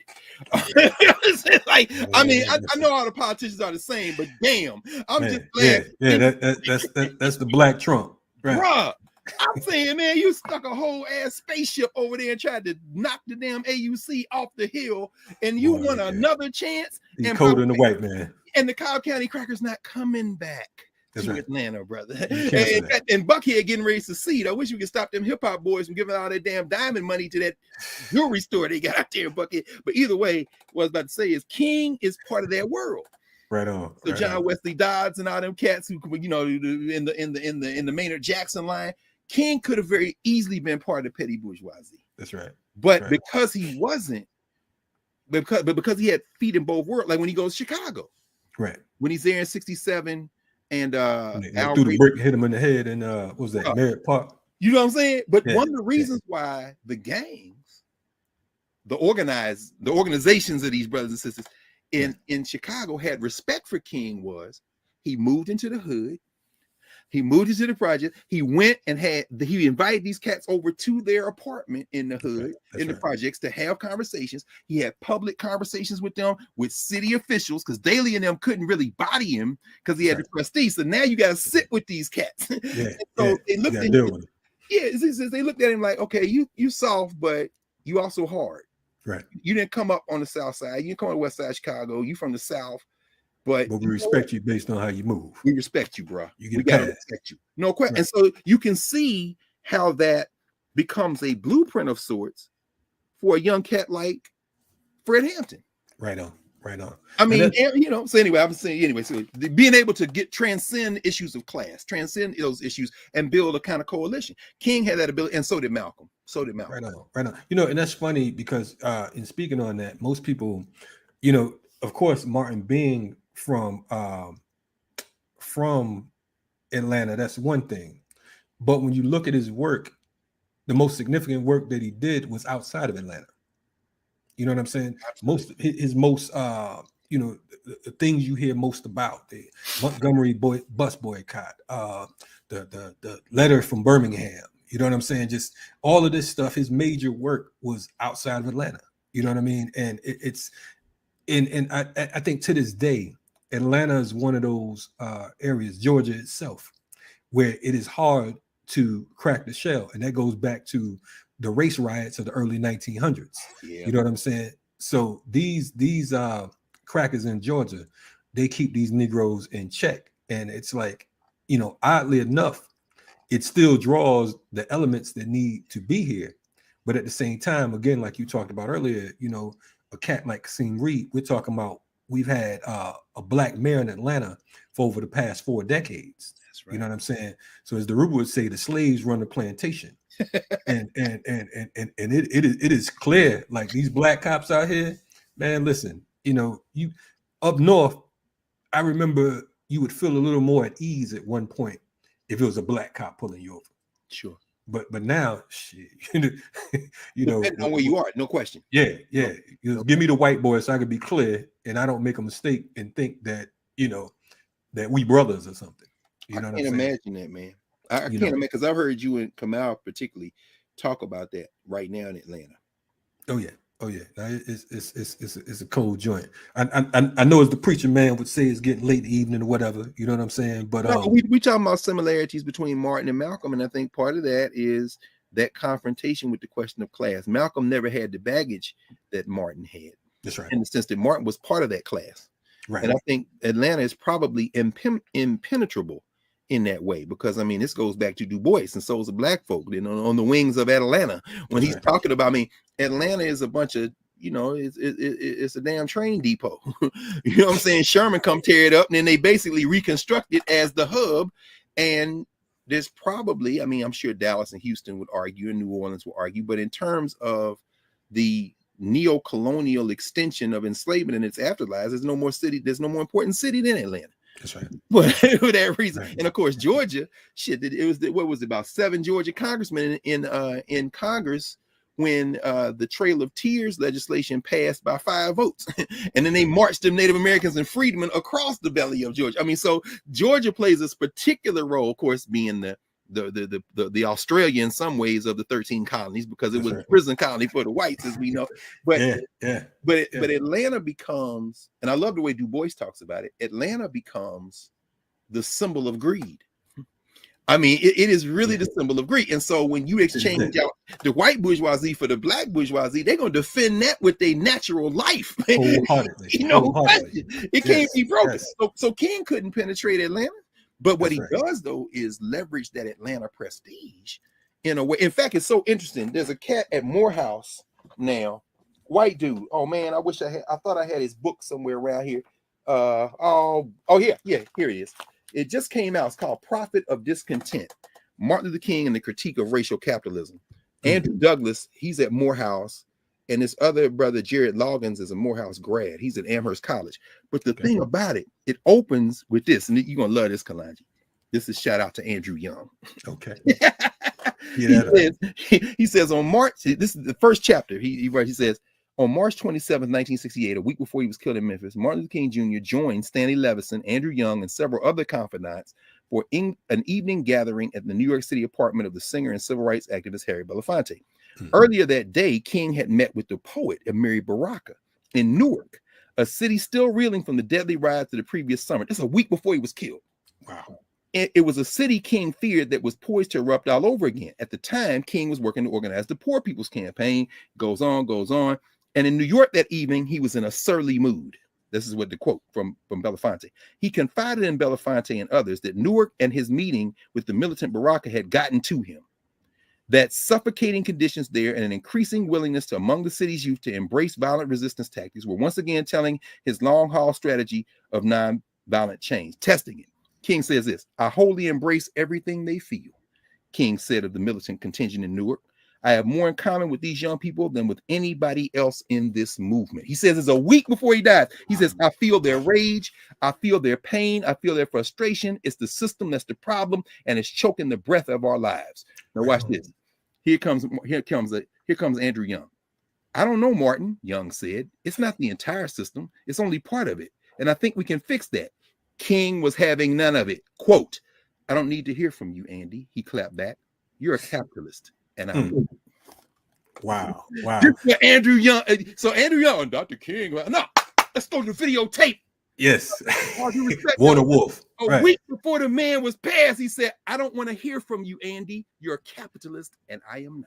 It's funny. It's funny you mentioned Andy Young because of the fact that he is one of the people who endorsed Kasim Reed, of course, this last election. You know what I'm saying? Kasim Reed ass was up here a couple of weeks ago. They was making it rain at some fundraiser. The president of Howard was there. All them Negroes making it rain. And guess where they got him? Retired. They all endorsed him. That's crazy. What's that about, Kalonji? Hey man, listen, man. You know me. I'm just a ranting, raving lunatic. So you know what I'm saying. It makes 2 of us, brother. hey, brother. Let me tell you something, man. you know, we're gonna somehow end up drafting you. Tell Karen Hunter don't get mad at me. You know what I'm saying? Don't worry, don't worry. We set that up, man. Hey, so we gonna do a show called A Gentleman and a Gangster. So anyway, hey, look, man, the thing I love about that, sister, is, you know, we live in a system where we have to build some institutions, and COVID didn't jailbreak everything. The university is done. That's right. You can't keep charging kids $30,000, $40,000, $50,000 a year.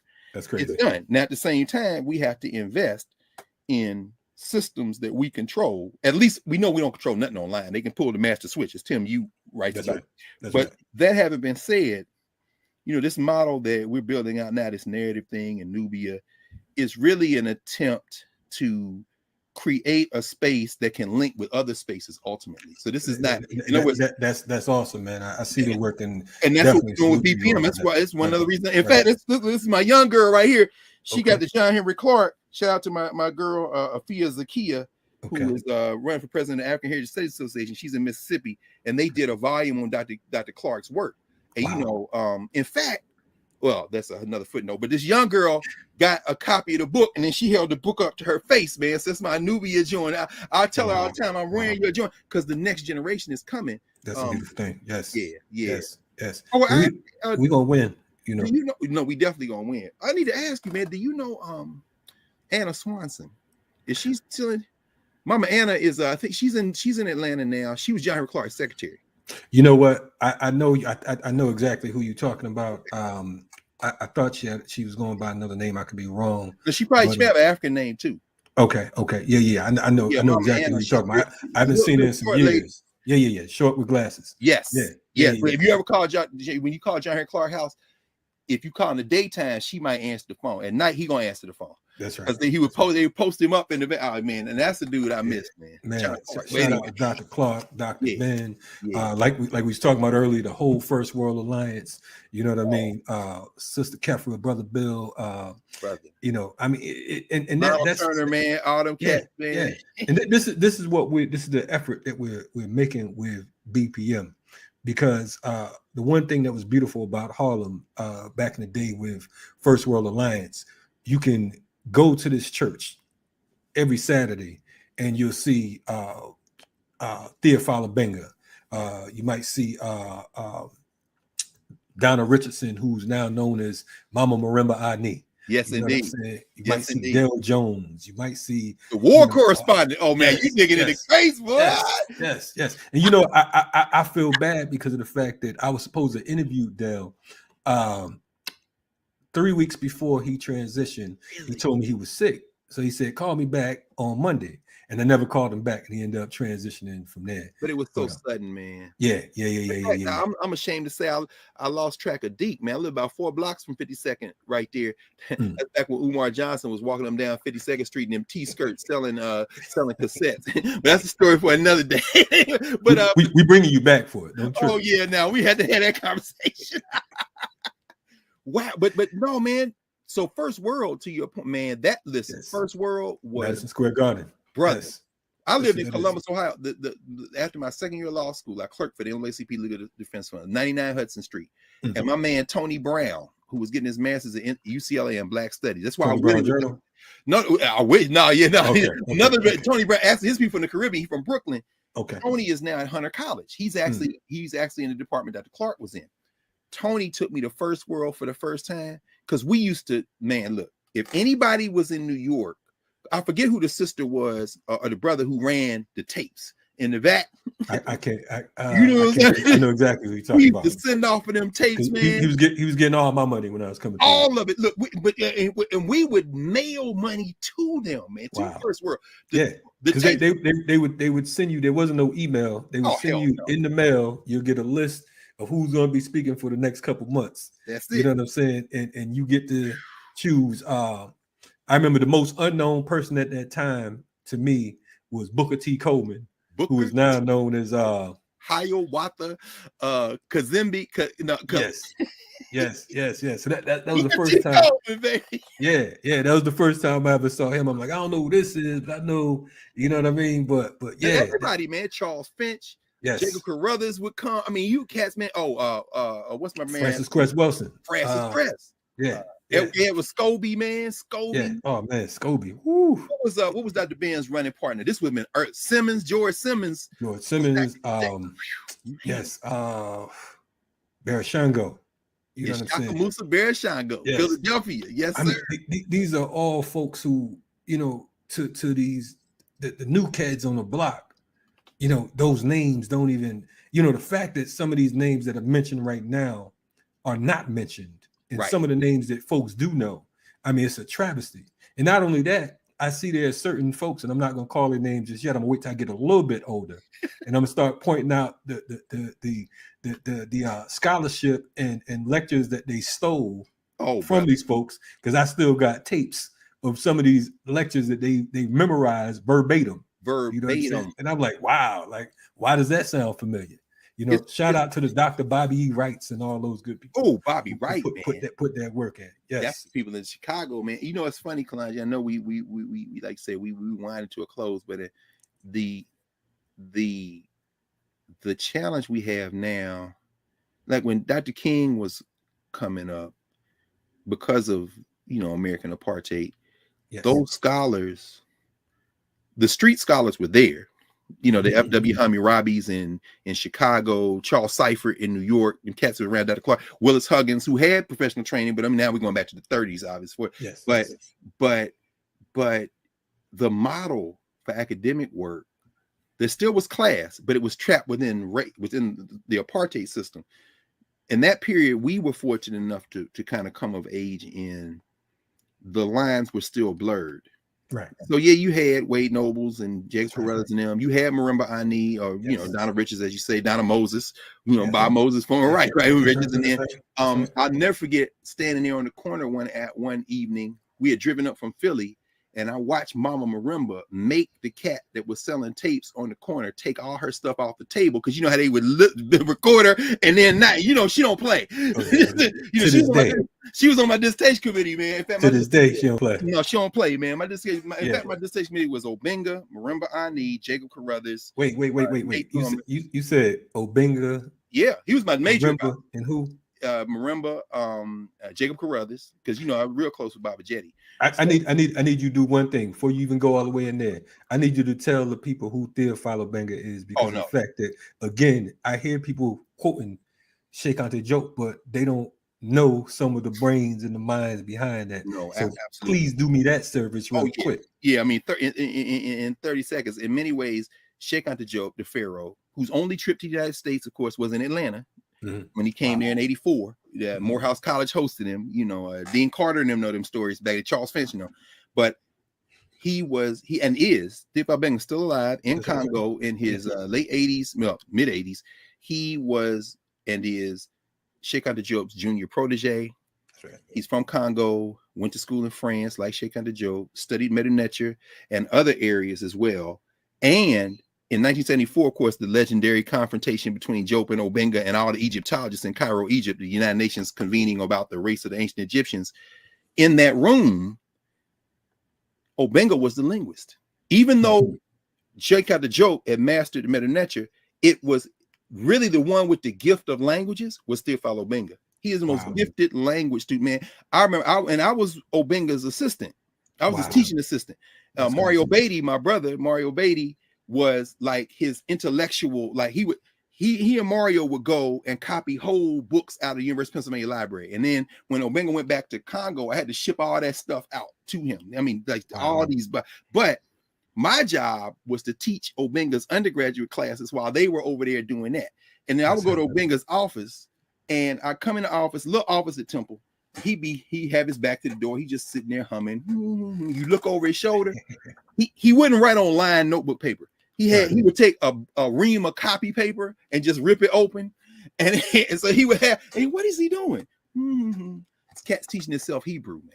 Wow. I mean, he's so fun. He would learn other languages. You know what I'm saying? I met him one time officially. I was hosting again Black August. He spoke at one of the Black Augusts out in Oakland. On the Bay Area, yeah. And I was just like, wow, man, this is and it was crazy because of the fact that a lot of folks, and that's why I said, you know, give a little cursory glance for him. You know what I'm saying? A lot of folks just didn't know who he was. And just like so many of the people that you talking about, the Dr. Jacob Carruthers over at Inner City Studies. And, yes. You know what I'm saying? Just so many intellectual warfare, one of the most dynamic pieces when you're talking about reading. Him and Dr. Amos Wilson and all these folks, these are people whose names, like you said, we're not hearing about. And these, if you're talking about studying, you thinking if you're not hitting up some of these folks right here, man. That's right. So yes. Anyway, man, I didn't mean to cut you off. No, you didn't cut. No. This is a very having a flashback. Kalonji, we haven't. It's so funny, man, because I remember, and Jared tells these stories too when he was delivering food in Baltimore, and he get the tapes, man, from our man's up in Baltimore, Everyone's Place up there on North Avenue, Bobby Nati. I saw Nati stand Cope a couple weeks ago. In fact, wow, the Trini, man, the homie, man, Nati is the man. You know what I'm saying? So, but for us, that stuff was gold, man, because it was scarcity. But just about everybody you've named, certainly not everything they ever did that was recorded, but enough of what each of those people that you just named that we're talking about did that was recorded is now available on the internet. It's like there's an ocean, but there's no map. That's right. So now people don't even realize the things we used to, man. If you got an Amos Wilson tape, I'm talking about, we was in Columbus, you understand? Not Georgia, Ohio. So when y'all was in New York, and even in New York, man, the thing. You were Ohio State or what? Yeah, Ohio State. Yeah, okay, well, I went to undergrad at Tennessee State. I was in Nashville. Okay. I stayed out there briefly around the corner from that Wendy's Museum. I can't even think of the name of the street over there. Yes, sir. See, that's what I'm saying. People think the world all I gotta do is say that. You know what I'm talking about. No question. Okay. The world is tiny. People think the world is large. The black world is like one room, really. That's right. That's right. But I think there's some kind of trade-off, and I don't know how to do it. You really kind of put your finger on it a minute ago. When you have so much available, it almost becomes difficult to discipline yourself to try to figure out how to go about doing that kind of work. And so when I look at, and these cats that are all over YouTube and streaming and Facebook Live, or whatever the platforms, it's hard for me to get mad at them in the sense that, they see the outcome. They see that they pantomime and model the rhetoric, but study, man. John Clark, just like you said, you wouldn't want to brother, man. John, I remember Charcy McIntyre when he was raising money to get the reading machine. For name I hadn't heard in a while. Charcy McIntyre. Look, people talking about the new Jim Crow. Go get Charcy McIntyre's Criminalizing a Race. No shade on Michelle Alexander, but let's be clear, this work has been done before. Let's keep it solid. Just keep it solid, man. Or Sidney Wilhelm, who needs the Negro? I mean, we can go back. That's right. But I raised like to say that, like you said, somebody tell you, okay, your assignment is to read the announcements or to introduce a speaker. You mortified. Right. We all felt that way about asking these elders questions. So with John Clark, man, who I knew for about the last 10 years of his life, because we would watch Clark tapes, and then I got to New York, got to sit there at First World on the floor, because as you know, it was always standing room only. So I just went and sat right on the floor in front of the little table where he would sit, right? Right. I wouldn't even ask John Henry Clark a question until I had read just about everything I could find that he had written, listened to. So then when I asked him a question, I asked him about Hubert Henry Harrison. Mm-hmm. This would have been around, I don't know, maybe 1989, 90. I'm asking him about Harrison. And he asked me, what makes you ask that? And I said, well, I read When Africa Awakes, and I read The Negro and the Nation, because you couldn't get them anywhere. You were a bookseller. Right. You know who the cat who had them. You remember E. Curtis Alexander?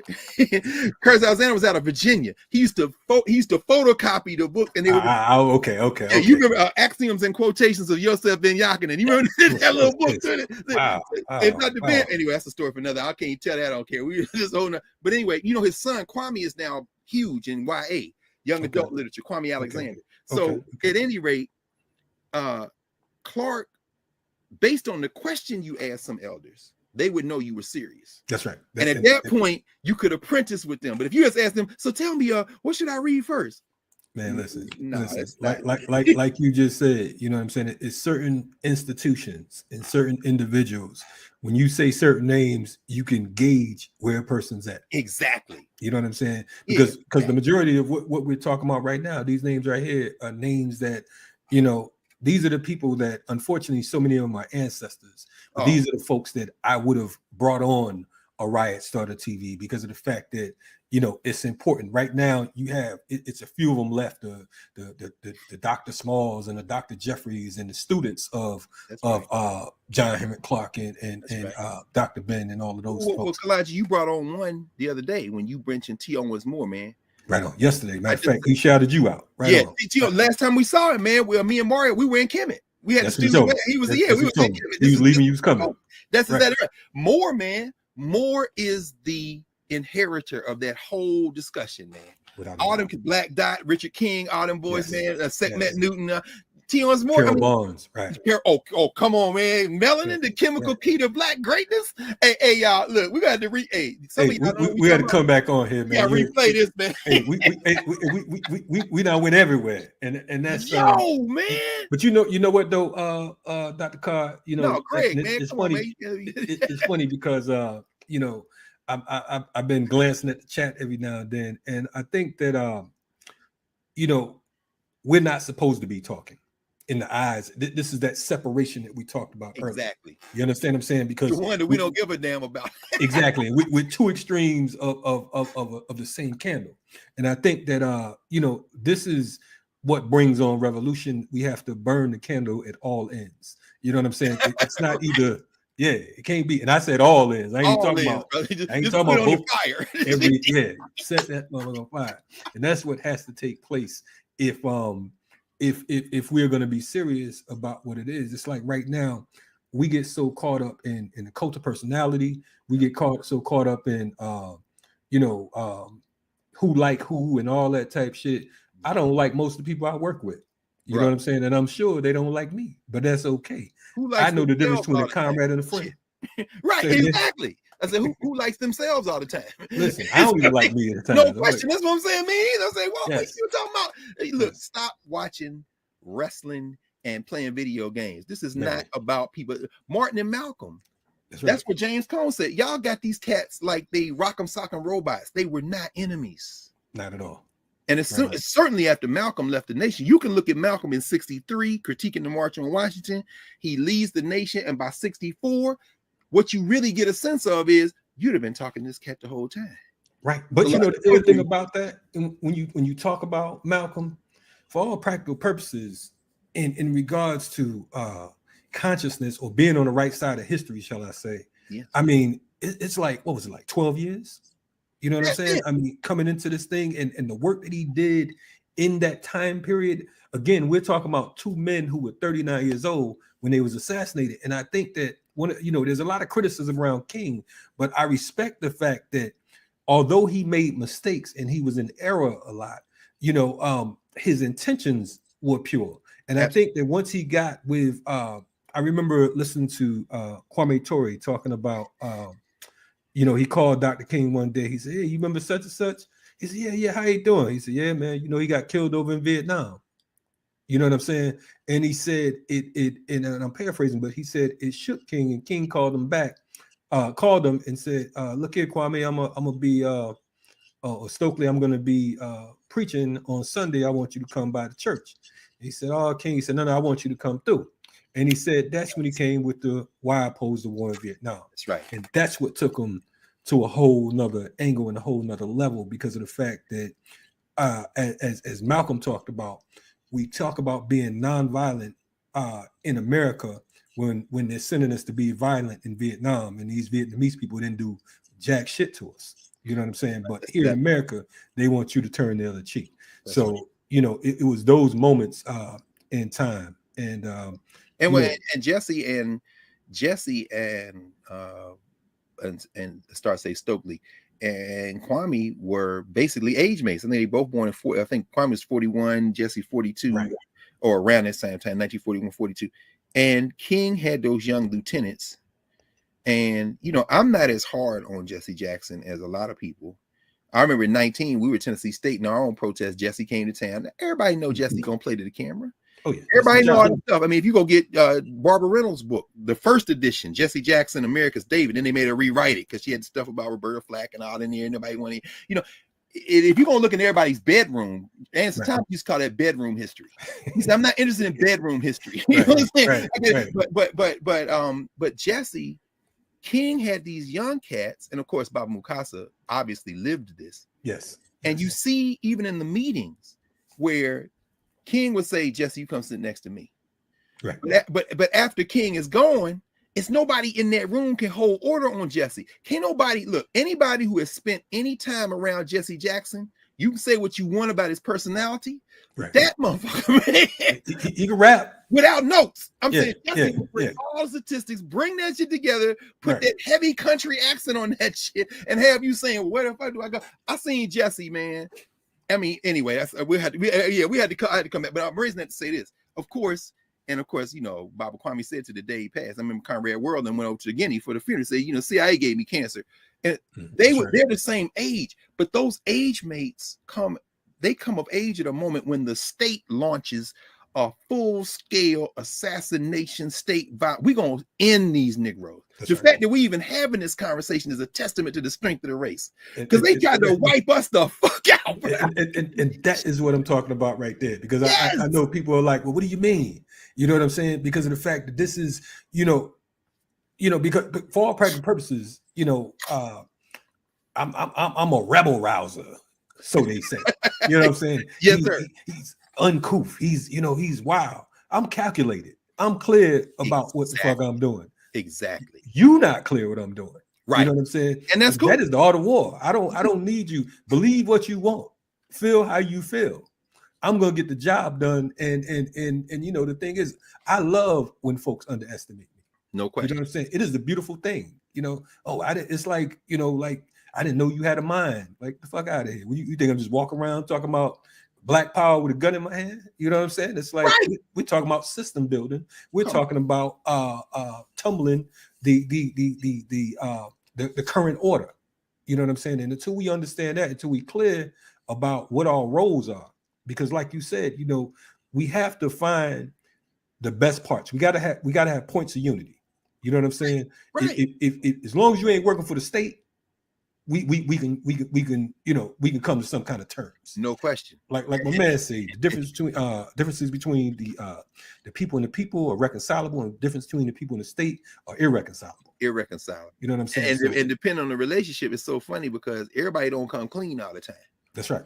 Because we both know a lot of people be talking that shit, and you look up and if you follow them for 24 hours, you be like, why didn't you just tell us? Yeah. Now I'm suspicious now. Yeah. I mean, shit. Yeah.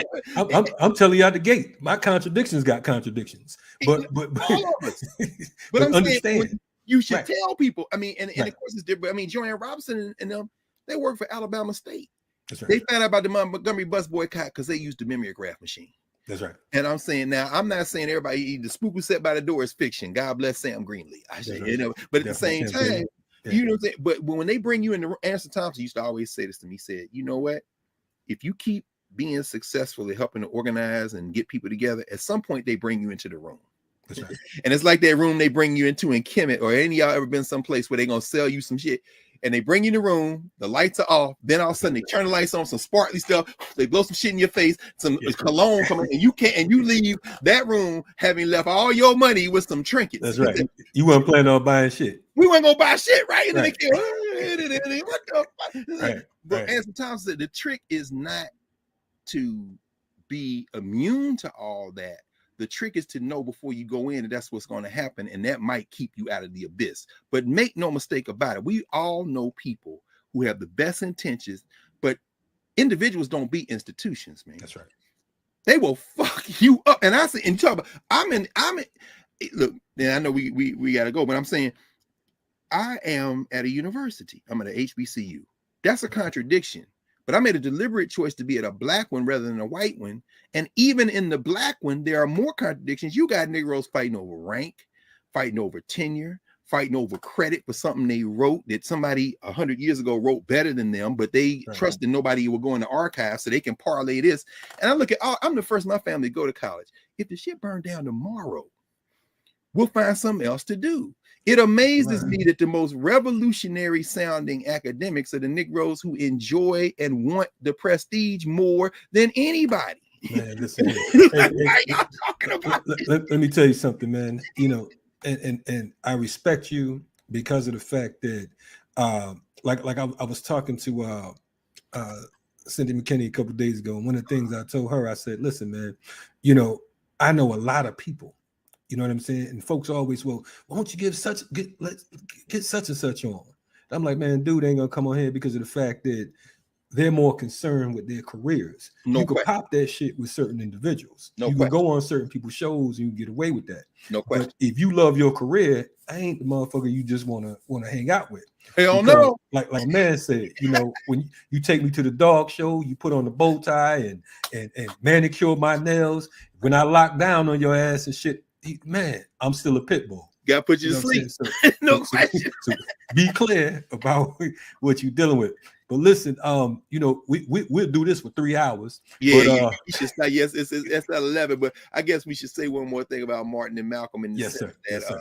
And listen, before you even say that, now we're gonna have you back on here within the next 30 days. Oh no, yeah. Okay. We in contact now, man. The reason I mean it snuck up on me, you know this, man, and we see it with BPM. We said all the work you're doing.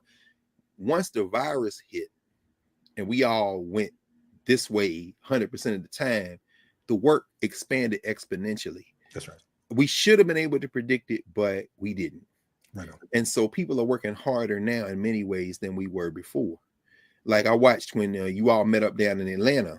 I guess it's been about 7-8 months ago. It was last year, last summer. A few months ago. Yeah. A few months ago. Wasn't 7-8 months ago. Yeah. Last summer, right? Yeah. And since then, just watching, listening, learning, and I try to watch regularly. I mean, I have morning classes on Tuesdays and Thursdays, and then Mondays and Wednesdays I'm usually tied up in the mornings as well. So, but I know Wednesday, Thursday, Tuesday, Wednesday, Thursday. No, Wednesday, Thursday, Friday. Is that the 3 days that y'all do? Yeah. Tuesday, Wednesday, Thursday. Tuesday, Wednesday, Thursday, and then I miss it. I like it. We're gonna be expanding. So right on. Oh, no question. But even if I miss it live, I will try to come back around. Appreciate that, brother. Oh no, listen, yes, I appreciate you, man, and I'm one among many. But I'm just saying, and it's growing, of course. But the thing that you realize is, we were working 7 days a week before, but now we working like 7 days a week, 20 hours a day. You know what I'm saying? So I don't believe in the language of self-care and all this, but what I do believe in, of course, is the thing that kept Martin alive. What Kwame Ture used to always say, you know, if you take care of the people, if you work for the people will take care of you, the people will work for you. And so we know what keeps us able to do this is the same spirit of, it isn't really sacrifice, but it's the same spirit of love for our people that Martin Luther King definitely had, that he saw modeled in people like Howard Thurman and Benjamin Mays, people like Nanny Helen Burroughs, as I mentioned. And then Malcolm, that love for the people, sometimes at great cost, but that love, and that's what made John Henry Clark. I mean, John Henry Clark loved Malcolm X. I mean, he wrote about him, he talked about him, but I mean, sit and listen to Dr. Clark talk about Malcolm. There was a love there that comes from sharing, and I can't imagine what somebody like Mama Coach Yama would. I don't even know what that. I mean, you know, that love is what gives us the energy to keep going, man. So I just want to thank you for letting me, you know, come in and hang out with you. We're gonna definitely do this again soon in the next couple of weeks. Definitely, brother. I appreciate you. And according to the chat, they appreciate you. He need a spot over here, so on and so forth. You got him hot tonight. You know what I'm saying? Oh no, I'm here, man. I mean, look, what good is it? The only regret I have now is we do so much now on this and having conversations and talking and it cuts into the reading time. So now when I get off here, I'm gonna sit and read till I can't see no more. Hey, that's right on. Hey, for the folks that's checking you out, for those who's if it's their first time checking you out, what's the channel that they need to see you all on the regular in class with Carr? The in class thing we do, and again, it's just kind of it started as we all start trying to see what would generate.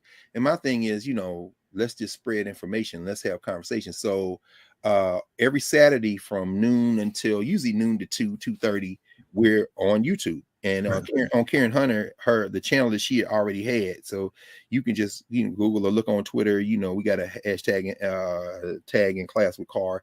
Narrative is, you know, I think our idea was rather than go Patreon or go some of these platforms that Europeans control, Let's build something completely new so that once it's established, we can start having people come over. And then when they say, look, y'all done cussed, so we can't have, we be like, fuck y'all, we got to go over here. We can go. I mean, so it's pretty obvious, right? So it's like, well, if y'all would support us, come to Patreon. And of course, as we know, YouTube is a thief in terms of revenue. I mean, so we figure at least build something slowly. You know what I mean? So I'm not saying, you know, if folks, you know, have a cup. No. I'm gonna pause there and say this. I'll end with this. So if y'all want to check out In Class with Carr on weekends, please do support Black Power Media. Hey, brother, let's do that. Let's just do it right. And I say the same. I say the same thing in reverse. Again, give the greetings to Can Hunter. I haven't met her yet, but you will. Look, this like the Avengers. First they had Iron Man, then they had Captain America, and then when they dropped the Avengers, everybody knew all the people in the right. We already know what it is, brother. We just let's go. No, hey, brother, definitely appreciate you. You know, enjoy that reading tonight. Oh, no doubt. And you know, like I said, we will wrap with you as elder brother and OG and ancestors would say, look for us in the whirlwind. You know what I mean? So stay on point. Love you. And love you too, brother. Revolutionary love. Stay on point. No doubt. No doubt. See you soon, Bob. Yes, indeed. Yeah.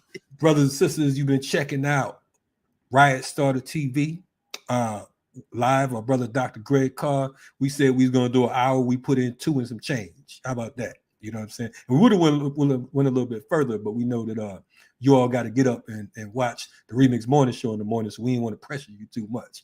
But make sure you tap in, share this video, please, because of the fact that I think that it was a beautiful opportunity to learn because of the fact that there's so many different freedom fighters and educators out there who have been putting in work that we need to acknowledge. You know what I'm saying? And make sure you support our Patreon, which is at blackpowermedia.org.